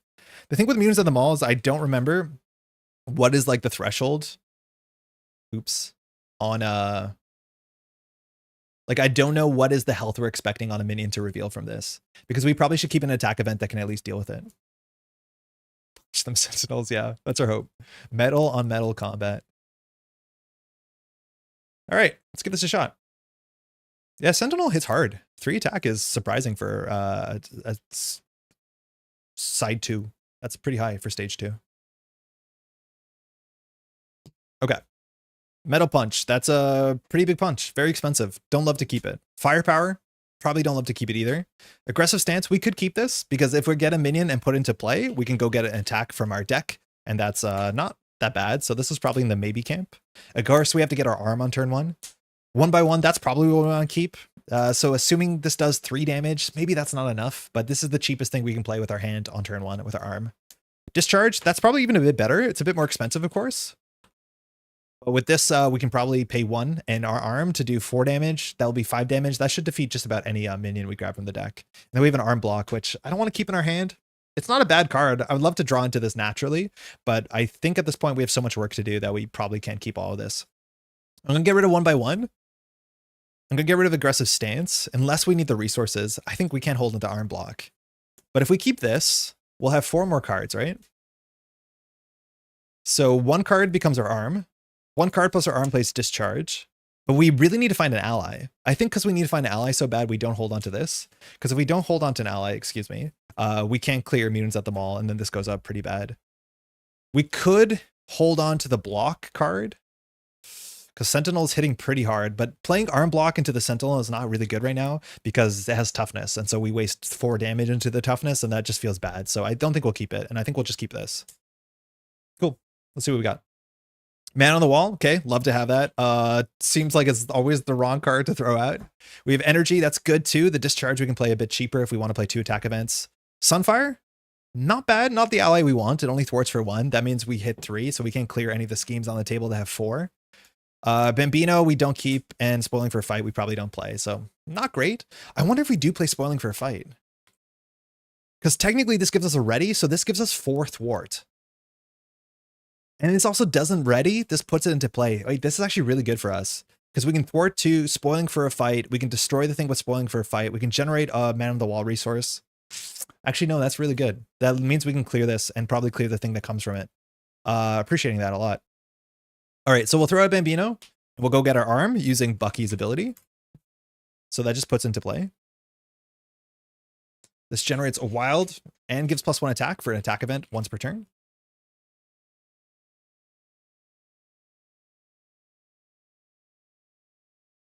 Yeah, this is a tricky start. I don't think it clocked me that we have no legitimate thwart cards in the deck. We'll flip up. Winter Soldier. Again, our text says that not once per turn, but just whenever you want. If you defeat something, you can remove 2 threat from it. So we'll thwart for 2 off of mutants. I think we want to do that one first. I think we do, yeah. Because I don't think we need another thing with abduction protocols. Then we'll do spoiling. So, oh, this is not our choice. It's discard cards. Okay, so this, I thought we could search. That makes way more sense. So we put them into play and ready ourselves. So put into play means we don't win reveal. Oh, that's not good. We shuffled this, right? Yeah, we did. Okay. All right. Hold on there. There's minions in here, I'm pretty sure. Okay, it was the next card. I'll have to shuffle this. But it's a Sentinel Mark 5. So we put into play, so we don't do any when revealed text. That's perfect. 3 health is actually kind of exactly what we want. Oh, sorry, it's 5 health. That's a bit dodgy. I think we can get it done though. So it says when revealed, if targeted for elimination is attached to your identity, it attacks you. Otherwise, you will get targeted for elimination. That card interacts with a whole bunch of the Sentinels, but it also says you can't change form if you're engaged with a minion, a Sentinel specifically, if I'm not mistaken. All right, the rest of spoiling for a fight now says, because we got a minion, I think we just ready ourselves. That's cool. We're going to play the one that says remove 2/3 threat, but the one that says remove 3 threat, what is it, looking for trouble or something? That's only from the main scheme, yeah, which is like unfortunately not very flexible. Okay, so we have to do 5 damage to this. We have 5 damage. So maybe we do Sunfire for Man on the Wall. The Man on the Wall plus this does discharge. We can hold the energy. That's okay. So yeah, we'll play Man on the Wall for Sunfire. Can we play Sunfire and then no? So we'll play Sunfire for pitch Sunfire for Man on the Wall. This is a new card. I like this one a lot. It says exhaust this as a hero to reduce the cost of the next card you play this phase by 1 for each minion engaged with you. Then we'll generate a resource here to do electrical discharge. This will remove 4 damage. It's now 5 damage from Sentinel Mark 5, defeating it. We technically have stunned it as well, but that doesn't matter. Now we use Winter Soldier's text to remove 2 threat from something. So we will, I guess we clear minions at the mall. We probably do. And this leaves us with an energy, which means we can fire off our friend that we're going to get from this. So we'll remove 2 threat from this. Minions at the mall says, when completed, search the deck and discard pile for a Sentinel and reveal it. So we could go for the 5 health Sentinel Mark 5. I just want to see what the other Sentinels are before we make a decision. I think there's a 3 health one that maybe gets a barrier. This one does honestly reveal, so it's a bit harder for us to cheese it.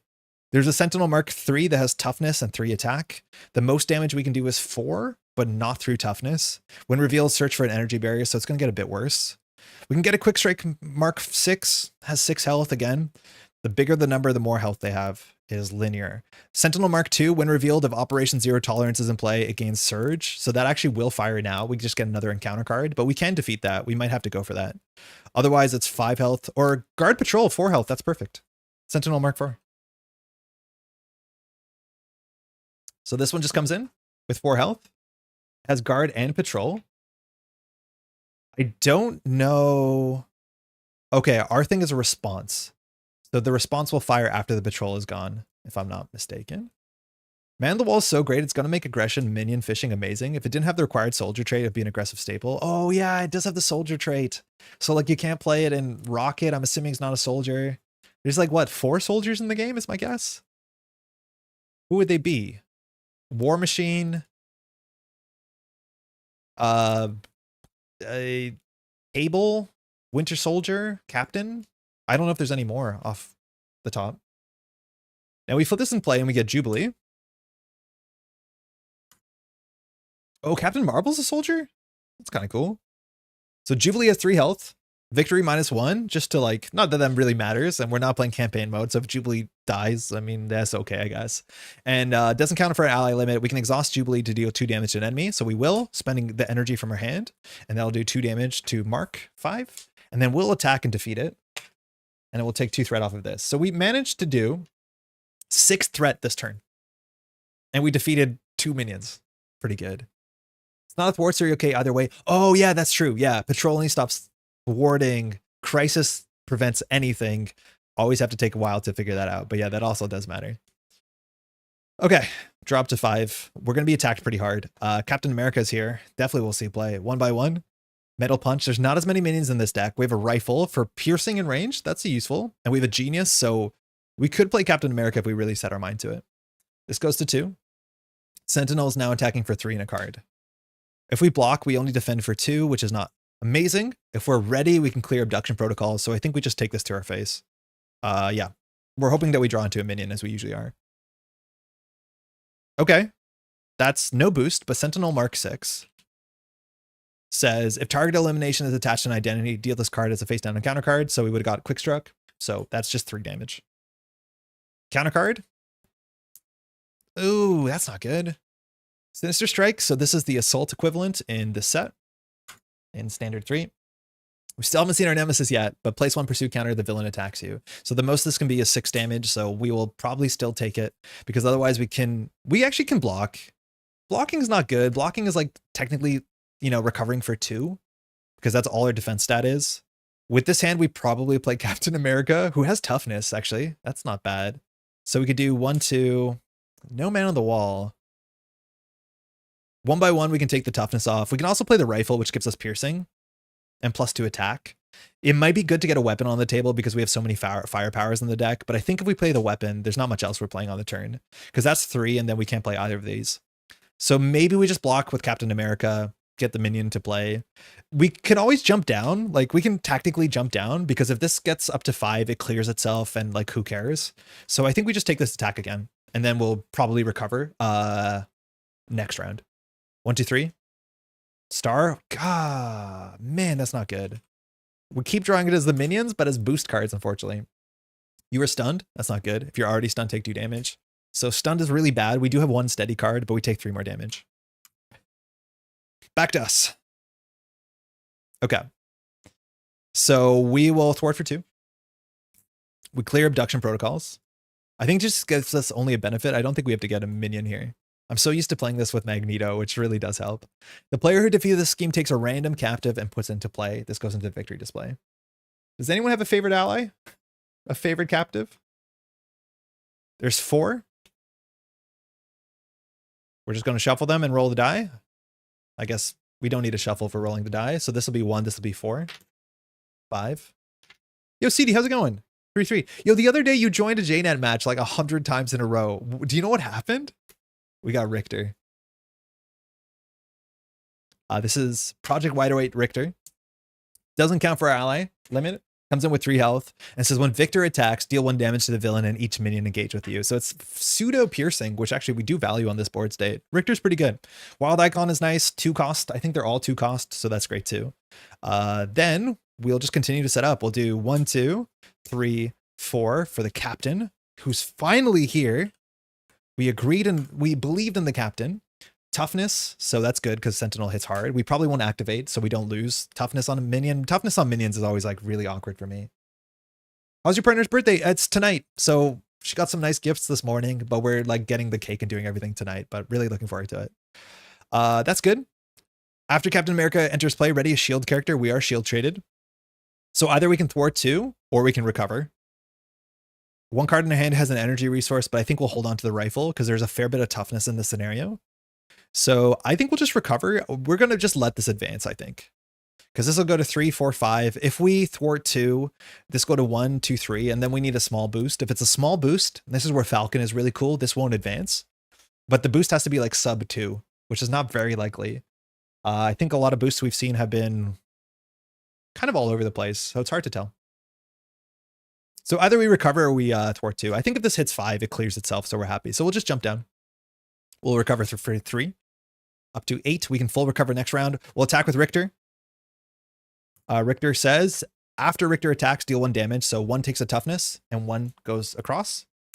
That's our first damage. Jubilee, we don't think we're going to need to use. Captain America will stay there and we'll hold on to the rifle and pass. We wouldn't mind finding our safe house here, I think. Especially because we have man on the wall. 1 by 1. Safe house, perfect. I was going to say that's a really good combination. Deathlock, we'd love to draw. I think we have 1 more double. Spoiling is also kind of fun. And we have Nick. So Nick makes that a bit harder. We'll see how this goes. This goes to 3. Sentinel schemes for 2 and a card, so this advances no matter what. Okay, so we actually would have survived if we cleared that, but that's okay. This goes to 2. So this goes exactly to 5, and then we have to read his text. Knight of the Sentinels. So when this hits 5, the first player places the top card of their deck underneath 0 tolerance. I don't know if we're allowed to look at that. We put 1 counter here functionally. This is just to remind you how many cards are underneath it. If it hits 4, we lose, and then we remove 5 threat from this. Our encounter card is Exhaustion. Oh, my least favorite card. The 2 Surge cards in the expert set are my least favorite. So Exhaust Your Identity, Surge. It's like weird how bad that is, but that is not great. And we have a Gauntlet Beam. So attached to the villain, villain gets piercing and range. That's not great because we wanted to block with Captain America. And we can spend, yeah, we did do damage, 3 physical resources to discard this, which is not really an option on this round. Okay, let's go hunt for a minion. I guess we're now recovering. So I don't think we're going to be playing spoiling for a fight. Hold on, what's the play here? Because we can throw out 4 cards for Nick. We can start by spending basically 2 cards on the safe house, which draws a card. Because safe house, you play 2, draw 1. And safe house is pretty good because it generates 1 for mana on the wall, so it is kind of like neutral this round. So I think we will play the safe house. We'll pitch 1 for safe house. Again, I'm pretty sure safe house does not reveal, it puts into play. So we can even grab a quick strike minion if we want to. It might be correct. Exhaustion is the worst. It's really the worst. It makes me so happy to play protection because I'm usually exhausted at that point and I'm like, haha, I don't care. But yeah, it just does not feel great. So exhausted, search and counter deck for a minion and put into play engage with you. So not revealed. So we can get the Sentinel Mark 2 that just has 2 health and no text functionally. We have 1 more quick strike with 6 health. I don't think we're super set up to do 6 damage, but we could consider that and not take quick strike later. I think I'm just going to take out this so we don't have to deal with the when revealed. This is a Sentinel Mark 2. The smallest Sentinel. So 2 health. We don't reveal it, we put into play. So we don't have to do any of that nonsense. And this should be really easy for us to defeat. We have like 3 different ways to deal with it. I want to get rid of the Gauntlet Beam. I really do. All right, shuffle. Got to do more of that on camera, excuse me. And then with the safe house, we draw a card because we found a minion. So we draw, give me a double. It's a Metal Punch. Okay. So if we want to play Nick, we throw out our whole hand, but not necessarily because if we do it with Man on the Wall, we can keep the 1/1. We do have ally slots because neither this one, sorry, just Jubilee does not take up an ally slot. So we'll flip up. Oh, we're stunned. Ooh, that's fine. That's fine. We'll probably lose out on our ability. There's no threat to get rid of, but I forgot we were stunned. So we'll do Man on the Wall to generate 1 resource because we're engaged with 1 minion, and we'll play Nick for, I guess we'll throw out the 1/1 then. 2, 3, 4, and we'll probably play this. Nick, of course, draw 3 cards. We'll block with Nick instead of Captain America, and it'll buy us another turn to get rid of the Gauntlet Beam because it has piercing. 1, lock and load, that's good. 2, firepower. 3, Winter Mask. Huh. We've always been getting Bambino. I wonder if Winter Rifle is better to get with firepower, or sorry, with lock and load. Have fun with the rest of your stream. I'm off to help my mom finish paperwork to apply for Canadian citizenship. Yo, good luck to everyone attached to that. Hopefully that works out well. Thanks for dropping in, Joel. I saw like one of yours Marvel Champions vid on Metball Grid, and this is the going outside of my mind. So here I am. I don't understand anything, but it's funny. Feel free to ask questions. We try and make it as approachable as possible, but we do assume that obviously you know how the game works, but it's a relatively straightforward game. Do damage, remove threat. It plays kind of like Slay the Spire, where every turn you draw into a new hand and you have to figure out how to do your hand well. And then the enemy does a thing to you. They attack you, and then we get a card from the top of the deck that does something.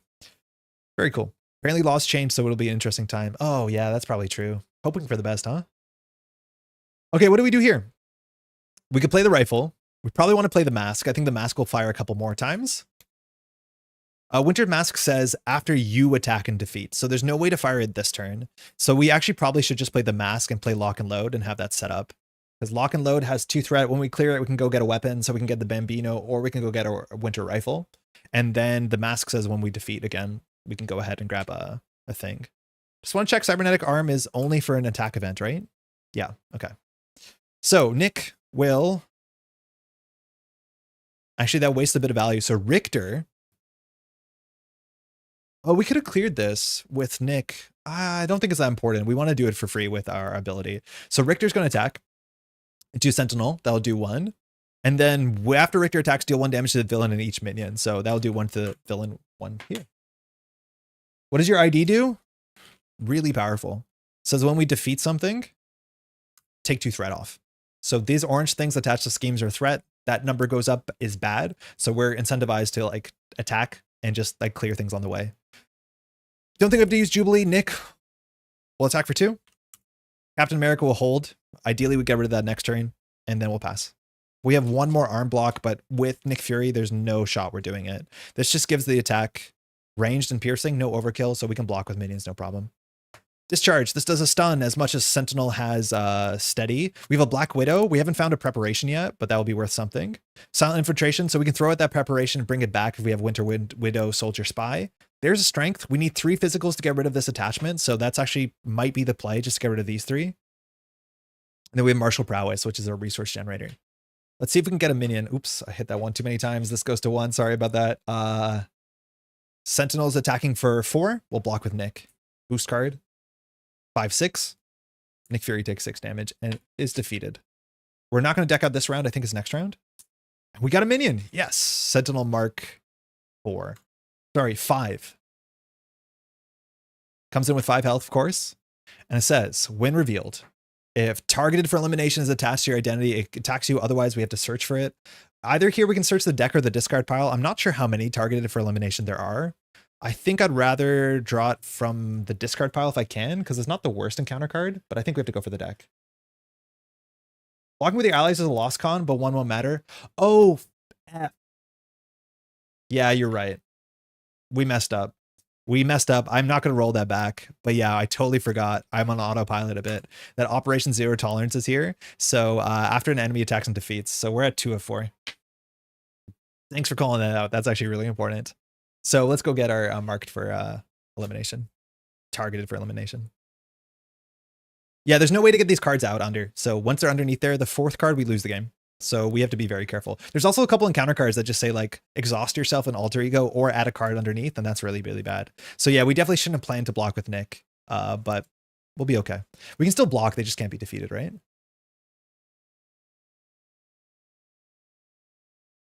Yeah. Okay. Targeted. So this is attached to us. It says attach your identity. When you're engaged with a Sentinel minion, you cannot change from hero to alter ego, so it only stops you from changing down because they're hunting mutants. And exhaust your identity to discard this. Okay. So our hand is a bit ugly. 5 damage is a bit. Oh, Richter should be at 1 health, excuse me. So we definitely want to get rid of the Gauntlet Beam. So we have a couple ways of doing it. We could throw out these 2. Gauntlet Beam just requires 3 of the same physical resource. So that's that, but it leaves us with this hand. We have 1 resource generator here, so we could play Black Widow.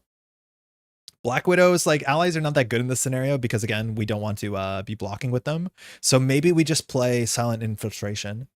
When we defeat Sentinel Mark 5, which we can actually do as well if we want to. So like we could also play Prowess with Man on the Wall and say Black Widow. No, we'll need Black Widow and say like Silent Infiltration. Then we could do Cybernetic Arm, Martial Prowess to play the Discharge, which does 5 to the Sentinel. We also only have to do 3 to the Sentinel because Richter will drop it down to 3. That I don't love. But if we defeat, we draw a card. So what is the play pattern here? What is the order? So we want to attack with Richter, so this will drop it to either 4 or 3. Cybernetic Arm we want to use, so this is the only thing we can play. So we need to generate 1 more resource. We could either set up a Martial Prowess, or we could just throw these 3 cards out. We'll end up drawing a card with Winter Mask, so we can play Silent Infiltration. The Confuse is not that good because Sentinel is steady, but I don't think we actually play Black Widow. That's probably what we end up doing. This gets us a gun, which is nice. We also could like clear this and get the gun and then use the gun to like clear the table. Yeah, I think that's okay. So I think we'll just do these 3 to get rid of the Gauntlet Beam. So now we can start blocking because Captain America will do something and then we can use Captain America's stats, which are good stats. As much as exhausted because of blocking, it's going to be bad. Then we'll do Cybernetic Arm and Black Widow for Electrical Discharge.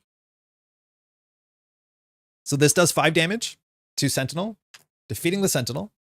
The Sentinel is defeated, so we can remove 2 threat. We'll remove 2 threat from locked and loaded. This allows us to go search our deck and discard pile for a weapon and just put it into play for free. So our 2 big options are Bambino and our Winter Rifle.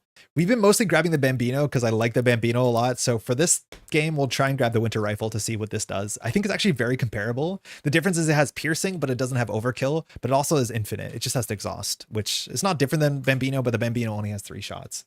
So this says our basic attack now has +2 and piercing and ranged, so we don't have to deal with retaliate.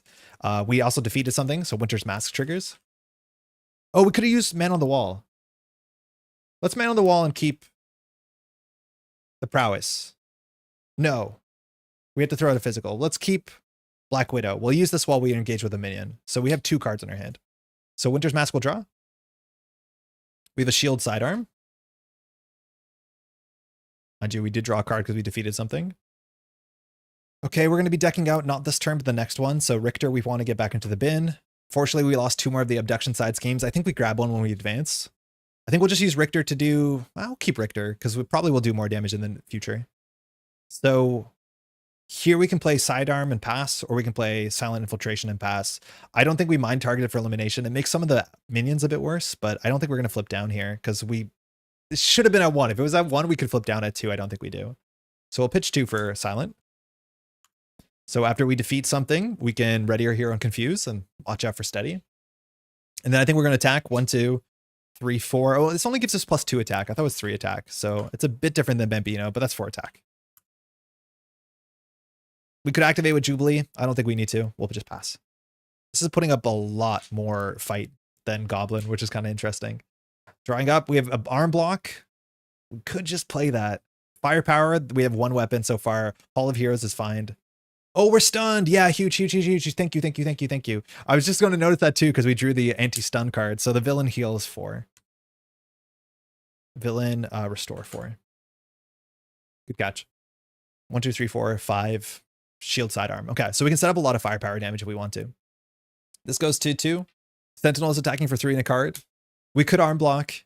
I think with Captain America, we should just use Captain America. I don't think we need to arm block here. The arm block doesn't have that much else going on. It does 4 damage, which is good, but we can use it on firepower, which will do more damage. So we'll block with Captain America. 1, 2, 3. Place 1 here. If this hits 4, we get our Nemesis. Loses the toughness. 1 encounter card. Piercing is quite nice to clear the way for him. Yeah, piercing's good. Like, the piercing on this is really quite good. And there's a whole bunch of toughness on minions and everything else. Speaking of, we've been really lucky drawing mostly minions. Sentinel Mark III has toughness. When reveal, search the counter deck for an energy barrier and attach it. I think that gives it 2 more health. Is my guess. It's been a moment. That is 5 health. Search the deck and discard pile. I'd rather search... I don't think we've seen one yet, so I guess we have to search the deck. I'm pretty sure it gives us 2 more health, and then when it attacks, it gets a toughness. That's not it. This is it. The second best energy barrier. Oh no, not even more health. Attach to Sentinel minion without energy barrier and give it a tough status card. It already has one. I just forgot to give it. After a minion attacks, give it a tough status card. So it's just 3 health toughness. That's really easy for us to deal with. We could jump down here, honestly. We might consider it. As risky as that could be. Shuffle up. Okay. So we have 1 minion engaged with us, which is perfect. Maybe we put down Hall of Heroes. I don't think it's going to be that good because it's hard to jump down with a steady Nemesis or a steady, villain. I think this might be a turn that we just do Shield, Sidearm, Firepower. But actually we may not Firepower because Winter Rifle is perfect for this. Stun and Tough really hurt him, so it was nice for them to equip him properly. Yeah. Yeah. Stun is really annoying because, again, yeah, your whole value engine is attached to it for sure. Okay. So we're going to be drawing 1 more card. We can get half a confuse. I think we should because we're going to cycle our deck. The problem is one of these last 2 cards is the Soldier Spy. Oh, not necessarily. It could be one of those 2 cards. If we lose our Black Widow card, that's going to feel awful. I'm not sure what other card we've lost. We've seen a lot of the key Winter Soldier cards. We can check what these cards are once we deck out because by process of elimination, we should know them. So I think we just play the armor. Because we attack, clear this, clear this. We could hop down, hope the Sentinel doesn't get a big boost. If we do, we're playing with a very low margins of error. So I want to play this. I think we want to play the sidearm. Yeah, this is fine. Do we play Hall of Heroes first? We could do 2 for Hall of Heroes. We draw a card. So we could do Man on the Wall. I just don't know what we do with this Hall of Heroes. We don't actually use the cards that well, unless I guess we're bursting. So 14 damage. We should push some damage. So maybe we just play Firepower and don't care about Hall of Heroes. It's going to be 4 damage for free because we want to use our cybernetic arm. So I think we should just play it. Yeah. So I will use Man on the Wall first to play the shield sidearm. We'll attach it to ourselves. This card is pretty unassuming. It hasn't been bad. 3 bullets. And when you attack, you can do 1 damage, just anything. It's not an attack either. So then we'll attack for 1, 2, 3, 4 with piercing. So that defeats this. That goes into the bin. That goes into the bin. We remove 2 threat. We draw a card. We drew a winter window. Okay, so we still have our specialization. And then we'll ready ourselves and confuse. The ready's not that good. Ooh, I think maybe we lost one of these preparations. I don't think we've seen two of them. Oh, sorry, wrong bin. That happens time to time. Yeah, my guess is that's likely, as much as there's one more card. Okay, that's good. I think we want to get Richter in the bin, so we'll just attack with Richter. Richter does 2 damage to the villain functionally, and then is defeated. So Captain is there, gonna miss the deck cycle, that's okay. This is all our hand.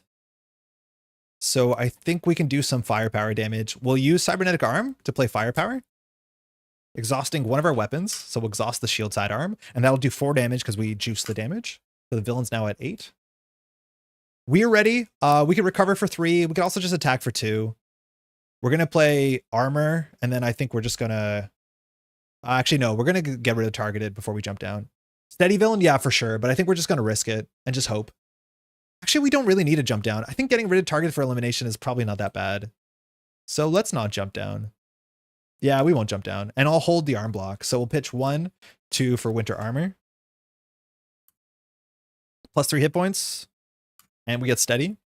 So we're up at 11 of 14. And then I'll hold the arm block. We're going to draw 2 encounter cards. That's fine. We'll just attack for 2. Yeah, we should just push damage. We could have done 2 damage with Jubilee if we kept a different card. We had a wild icon, but I don't care about that 2 damage. I'd rather keep the arm block, which does 4 damage. I think we've seen so many minions that we're probably not going to draw into a minion for a bit. So second card is Silent Infiltration. That's good. So what are these cards? I think one of them is a Firepower. Oh, Nick. Of course, we knew that. That should have been a surprise. And we lost combat training. That is totally acceptable. Get an encounter card. What's Steady do? So there's these statuses in the game called Stun and Confuse. They basically say if anybody has that, the next time they would attack, they discard a stun instead. They don't attack. And if they have a confuse, when they would scheme, they don't. You discard that instead. Steady means that you need 2 stuns or 2 confuses for that to actually impact your stun, impact your attack or your thwart or your scheme. So it just means that you basically buy a free activation. It's annoying because it means we have to do an attack and nothing happens to clear it. So steady just means we're harder to keep stunned or harder to keep confused. Very valuable. The Sentinel villain has it too, which means the single confuse will do nothing. We need to stack on 2 confuses. There's also a trait called Stalwart, which just means that you can't be stunned or confused at all. Some heroes have that. A bunch of villains have it too. It's very annoying, especially because there's some kits in this game that are just so good at spamming stun or confuse and they feel like largely powerless against them. There's nothing that beats Stalwart. It's a really weird design.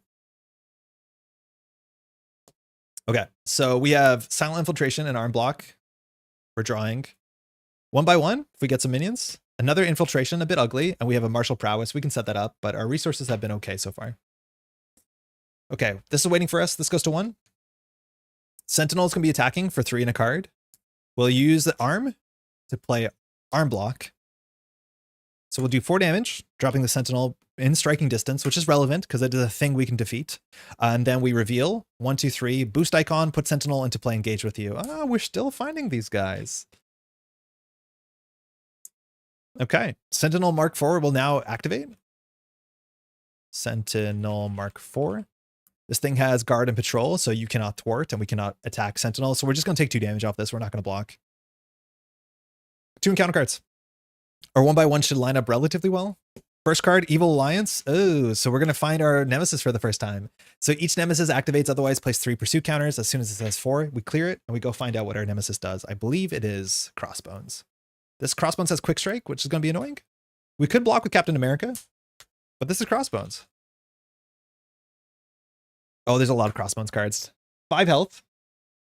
After Crossbones, attacks and defeats an ally, place 2 throughout the main scheme. So that's not too bad. Crossbones will now activate because Quick Strike. So we can take 2 to the dome. I think that's fine. We could block with Captain America, which is also fine. We'll just take 2 to the dome. So we're down to 7. We then reveal the side scheme. So this is not in play yet. I think this has great art. Hydra Hit Squad. Comes in with 3 threat. It says each Hydra minion now gets +1 attack and +2 hit points. So before I forget, I'll just drop that up to 7. 3 is a really bad breakpoint. That's really probably thought out. And when defeated, the player who defeats the scheme searches the counter deck and discard pile for a Hydra minion and reveals it. Shuffle. That might be actually an upside because this deck adds a bunch of like just 1 attack, 3 health guard Hydra mercenaries. So the deck has even more minions in it, which honestly we like. Webdub kind of does that, but yeah, Stalwart is brutal. Yeah, Webdub does it. There's like the one that Shadow Cat has, is that her name? The you know, phasing Kitty Pride. I think there's another one that's like kind of like that, dazed and confused, phased and confused. There's a couple of those like cancellation effects. I like them a lot. Iceman has the one as well. Maybe two. All right, give that a shuffle. Does this game have something like dual mode? Funny that you should say that. They just announced it yesterday. The new product has a PvP mode, which is not attacking each other. Basically, everyone has a villain that represents them, and you're attacking each other's villains. Under fire, no. When you think you're doing well, you get an under fire. When revealed, surge. 2 more cards. So now we can get Hydras. Speaking of it, there's a Hydra Mercenary. This is the 3rd time this card has been printed. The borders changed a bit. Let me just move this slightly so we can spread this up. This will be a good 1x1 turn. It technically has 5 health because it is a Hydra card. And then we have high-tech armament. Oh, this actually causes Crossbones to attack. So attach to Crossbones. Otherwise attached to the villain. I think we're happier Crossbones has this. After you attach high-tech armaments to an enemy, the enemy activates against you. I think this is the first time we've seen an attachment that does that. And we can exhaust a character to discard this card, which is pretty cool. That was a bad turn. Turns out that was pretty bad for us. We would love to have Richter to clean the board up a bit here. But having +2 health with a Hydra hit squad is actually really quite bad. And +1 attack. Oh, shit. Crossbones is attacking for 4. Because Hydra hit squad also gives +1 attack to everybody. That's Hydra. Ooh, okay. We have some work to do. He says using his arm block. So I think we're just taking 4. I don't think we're blocking. We're down to 3 health. This might get away from us. This might have gotten away from us. Never mind. Man on the wall is huge. Man on the wall gives us so much, but we have only 1x1 in our hand. So we have some work to do here. We have to like really tactically do everything correctly. It actually probably is right to clear Hydra hit squad first. It might be correct. Okay, we have to think this through. No matter what, we use Man on the Wall to generate a bunch of resources to play Silent Infiltration, because we're going to need to attack multiple times this turn. This will ready us. It'll get a full confuse so we can hop down if we want to. So, Jubilee could thwart this for 1. Captain America could clear it. That drops us down to 3 health. This drops us down to 5 health. We could attack Crossbones, dropping Crossbones down to 1 health. Then we could play 1x1, which clears Hydra Mercenary, clears Crossbones. What about if we attack with Captain America first? That also might be fine. Because if we attack with Captain America into Hydra Mercenary, that does damage. It's a wash, because either we do 2 damage or we remove 2 health. So whatever we do with Captain America doesn't matter. The problem is we're like losing Winter Soldier value. That's like the only thing, but no matter what, they have +2 health, which is not good. I think we can clear a lot of this table, especially because we're going to draw a card with the Winter Rifle. Sorry, with the Winter Mask. So like this looks bad, and it is, but it's not that bad. We also can do 5 damage by just attacking with Rifle sidearm. So we have a lot of options here. There's like, we need to spend like 3 minutes thinking about this, but there's definitely a right order, and then there's the vibes order, and we're getting close to just doing the vibes order. It's 5 o'clock. Yeah, we probably have to vibes a bit. But multiplayer shenanigans to stack web dub, phased and confused ice dub. Can do it every time you clear superpower training. Yikes. Okay. Wow, we have a lot of control over this. This might be a round where we do double silent infiltration, and then we'll hop down because of the confuse. So I think we'll just start with this simple thwart for 2. You cannot thwart the main scheme, that's fine. Jubilee will thwart for 1. We clear Hydra hit squad. This grabs another Hydra minion. When defeated, the player who defeated the scheme searches the counter deck for a Hydra minion and reveals it. These all lose 2 health, and they lose attack. The only other Hydra minion in the deck is the last little guy. It's just a little guy. There's a little guys there. And then it's back to us. Then we have a couple triggers. Oh, not yet. We haven't defeated anything. Okay. So then we'll flip down. We'll leave the mercenaries because they scheme for 0. So with Winter Soldier, we'll attack for 1/2. We'll use this to make it 3/4, and we'll use the sidearm. So we'll attack for 4 + 1 ping. We will do 4 into Crossbones.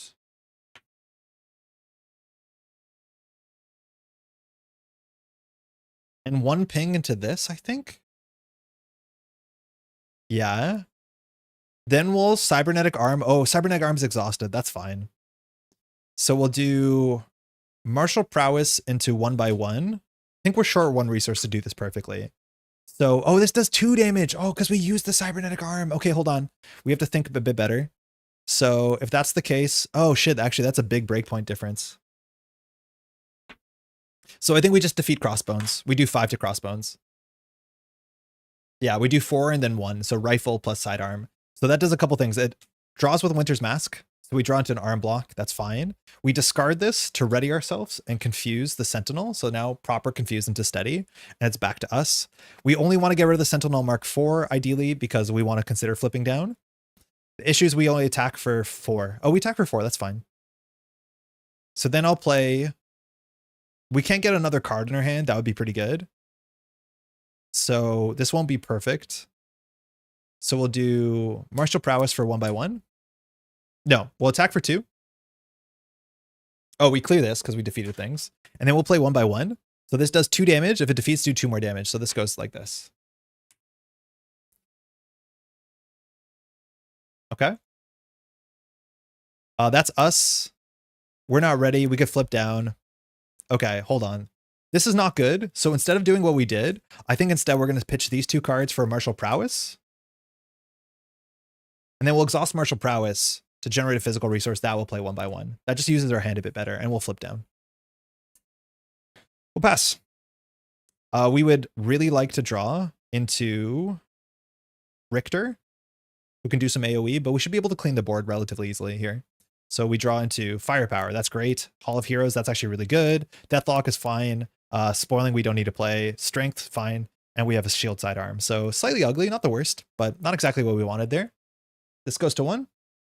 What's your alter ego text? It's functionally blank. It just says that we can grab our arm for 1 resource. If we have our arm in play, it doesn't really do anything. So it's good for setups. We had to put our arm in the dishwasher and bring it back because we lost it, but that's it. Confuse. No scheme. Hydra Mercenary schemes for 0. Schemes for 0. 1 encounter card. Nowhere is safe. Like right now, we're going to lose our arm again. So this goes to 1, and we have to discard an upgrade or support we control. So I think we'll just get rid of our arm.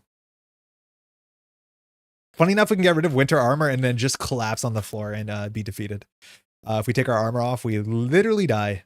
So I'll get rid of the arm. What's really funny is you can use the arm with like a shield block, an arm block, and then lose this and then bring it back and it refreshes it. Okay. Deathlock will fill out our weapons. Yeah, I just don't know if we have to play that weapon card. We probably should. It's not super necessary. I think we're definitely going to recover and not care about targeted, so we'll just recover for 3. So we're up on 6. We're exhausted. We could play Hall of Heroes. We can play Deathlock. Yeah. Yeah, I don't think we're going to do Safe House. I think we're okay. So we'll play 1/2 for Hall of Heroes. This accrues counters. It's really good into a minion-rich scenario. After you defeat a minion, place Glory here. Exhaust this as an alter ego to remove 3 to draw 3. So that's fine. We will flip up. We'll generate 2 resources for their next card because Man on the Wall scales for all the minions engaged with us. So leaving them on the table makes sense. And then we'll throw out the sidearm to play Deathlock. Oh, sorry. We have to grab our gun first. Let's grab our gun. So, sorry, our arm. So we'll throw out Spoiling for a fight for the arm. We have to remember to do that. It's our alter ego ability. Almost forgot. And when Deathlock comes into play, search your deck and discard pile for a copy of a shield sidearm. We just threw it out and we attach it to Deathlock. So now Deathlock is attacking for functionally 2. We can split the damage. Otherwise, it just has 3 health. We have 3 charges on this. The next stage is Stalwart, so it just seems like it's going to be a race. Yeah, and I think we're set up for the race for sure. We just have to like keep arm blocking though. Like that's the problem is we have to be block against Sentinel, and that's really difficult because our defense stat is not very good. So we'll just full race. What happens when Sentinel advances? I think we get an abduction protocol, right? Stalwart, toughness, that's fine. The first player searches for the abduction protocol. That comes in with a bit of threat. So we should get that first because we can clear 4 threat, no problem. So I think we actually attack. Do we have an energy icon? No, we're going to play that. So I think we get that first. So if that's the case, Deathlock will attack. No, Captain America will attack for 2. Oh no, they have guard. Crap. These mercenaries have guard. That sucks. We just lose a bit of value. So Deathlock will attack for 1 into this. This will fire for 1 into that. I think. Winter Mask doesn't fire, right? After you attack and defeat. No, that doesn't fire. No, that's fine. It'll fire this turn anyways. Then we'll do Captain America for 2 into the mercenary, clearing it. This clears. Now we're going to go ahead and use our cybernetic arm to play firepower. This says exhaust up to 3 weapons. We'll exhaust these 2. And because we use cybernetic arm, this will do 4 damage to 4 damage. So the first 4 damage, oh, there probably was a better option here. So they'll do 4 damage to Sentinel, defeating Sentinel, and we go to Sentinel 3. So Sentinel 3, Stalwart. So no stuns or confuses. The toughness unfortunately blocks 4 damage, so pretty good toughness. We just do 4 more damage to it and comes in with 22 health. We defeated something, so we can... Oh, what's the order? When revealed happens, the first player searches the counter deck discard pile, but I think when defeated happens first, because we get to put one of these into play. This comes in with 4 threat, but I'm pretty sure the when defeated happens before you flip the card, and so this is in play after, because defeated happens first, then revealed is my guess. But the abduction protocols has an acceleration, a crisis on it. And then if we get rid of this, we can go find a minion, which is fine. Still attacking for 3, so it's no different. We can draw a card with Winter Mask. We're looking for an energy resource here. Found one. Ooh, that's a good card to keep. Actually, not that good because it has stun. So we'll throw this out with Jubilee to do 2 damage. And we're just going to start the race. So that does 2 damage to the villain. And we have to block here. We defeated 2 things. It's after you defeat a minion. We get no charges on Hall of Heroes because we did not defeat the minions. Hate it. Okay, pass. We have to block now if we don't draw an arm because there's a lot of damage going on here. I thought card flip happens first. I don't know. I honestly don't know. That part always confuses me. Because Winter Soldier is after you attack and defeat. No, after you attack and defeat. So this fires first. Yeah, I think we do take 2 off of this. Drop to 5. We're looking for an arm block. I don't know if we have more in the deck. Another discharge. Winter Widow Soldier Spy. Metal Punch. So our hand has a lot of damage. Does it have 20 damage? Yeah, it might. Probably does. 1 by 1. Okay.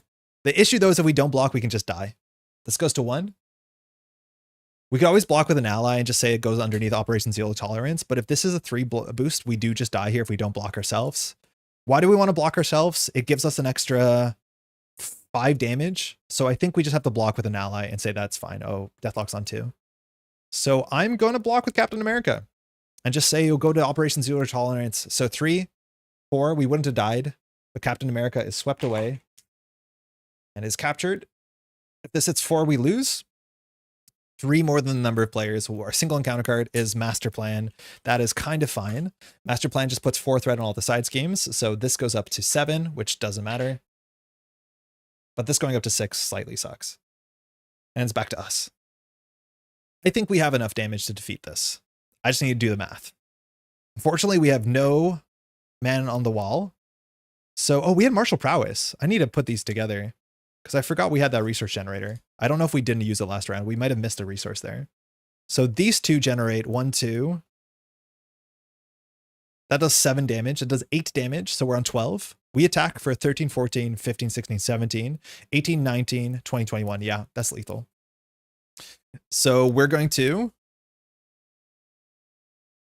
attack with Deathlock using a shot.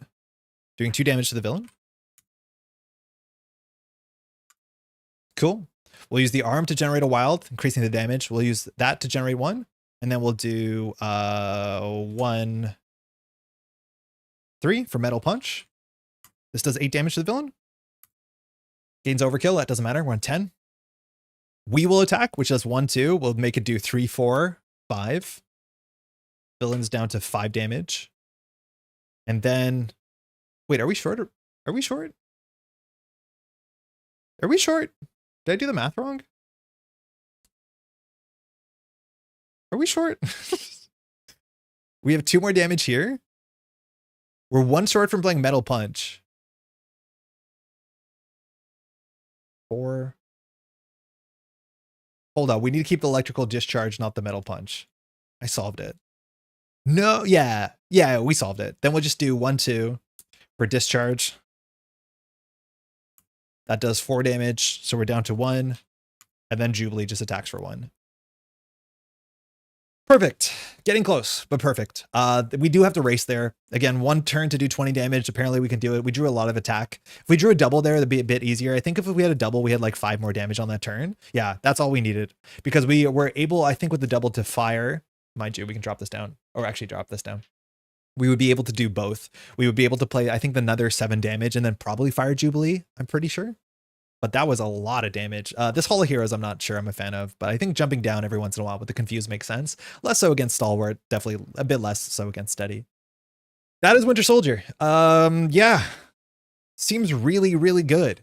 I am going to be interested to see how it looks like when you play against a set that just has like 2 or 3 minions. I think like Sinister Six, you have enough villains that's probably pretty cool and you're going to fire your ability. But just having that like click compressed threat is like really, really good. It's hard to understate how good that is. And the kit is just a lot of damage, which forces you to the end of the game no matter how you slice it. And you still have like good utility cards. Man on the Wall is sick if you're playing Aggression. I imagine you are. I don't think you have to, but I imagine you are. I really enjoy the scenario. Yeah, Sentinels is cool. I'm a bit frustrated with like a Master Mold who just like has permanent Stalwart. Same with Sentinel. If you're playing on Expert, like Stalwart into or Steady into Stalwart is a lot different than nothing into Stalwart. So you just have to like be ready to block. I think if I'm playing Protection, I don't sweat Sentinel, but being attacked for 3 every turn and not being able to block with minions does actually require a certain something out of your deck, which not every deck I think can deliver. Cool. That's it for today. Thanks so much for hanging out. We did a lot today. We played 3 different scenarios. We did some news talk. We talked a bit about Falcon. I'm going to record some Falcon gameplay this weekend. Hopefully it'll be up for Monday. I'm trying to get that release schedule. So if you want to come back Monday at 10:15 Eastern, we'll have a Protection Falcon that's playing Ops Room, I believe is what it's called. And I've been having a good time with it. We'll make some small changes to the deck, but it's been really fun. We're going to be playing against Black Widow, which is also like a really cool encounter card to play, or a villain to play against what's it called, against Falcon, because you see the top of the deck. One thing I want to double check, if you can let me know, and I'm pretty sure it works like this: Black Widow's forced interrupt will happen before Falcon's interrupt on battlefield awareness, right? Because when you attack Black Widow, the forced interrupt happens first, so you have to discard the top of the deck and then you can discard battlefield awareness, so you're not going to know the card that you're seeing. You cannot fire this first, right? Because it's not forced and you have to do forced first. I think they're the same timing window. I'm like 90% sure. If you can let me know now or in the comments, that'd be great, because I'll record probably on Sunday afternoon and I need to sort that out because that's a very important interaction point for the deck. Venom Goblin should be a cakewalk. Honestly, maybe, but Venom Goblin doesn't have anywhere near as many minions. Venom Goblin has like a lot of 4 health, 5 health minions. Force goes first, yeah, and I think they're the same trigger. I know Force goes first. I'm just pretty sure they're the same trigger that say basically when you initiate an attack. That's the biggest thing I think I need to be careful with. That's mostly it. Thanks so much for hanging out. If you're new to this channel, what I'd actually really appreciate if you want to take a second to leave a like on the VOD. If you want to subscribe to the channel as well, that helps a heck of a lot. We've been growing a fair bit in the last week or so, and yeah, it's largely we're kind of at the whims of the algorithm. So the more people that like and interact, it just helps so much to make the channel grow. So it's very, very much appreciated. I need to shout out too. I forgot to shout this out for weeks, but it's just so funny that on the Metropole Grid, which is the other channel I do, I'm supported on Patreon. And a couple of weeks ago, somebody supported on Patreon with the title "This is for Crash Space" or "For Crash Space" or something like that, and that is so genuinely funny. So thank you for whoever you are anonymously supporting the Crash Space through the Metropole Grid financially. So you are the lone financial supporter of the Crash Space. So good for you. That's awesome. Very much appreciate that. But with that, we'll be back on Monday with a video, back on Friday. Enjoy yourself. A lot of stuff to talk about, a lot of stuff to play. Hopefully you have the new heroes coming in and you're having a good time. And we'll be back in just a couple days. Thanks so much for hanging out. We'll see you in the next one. Take care, y'all.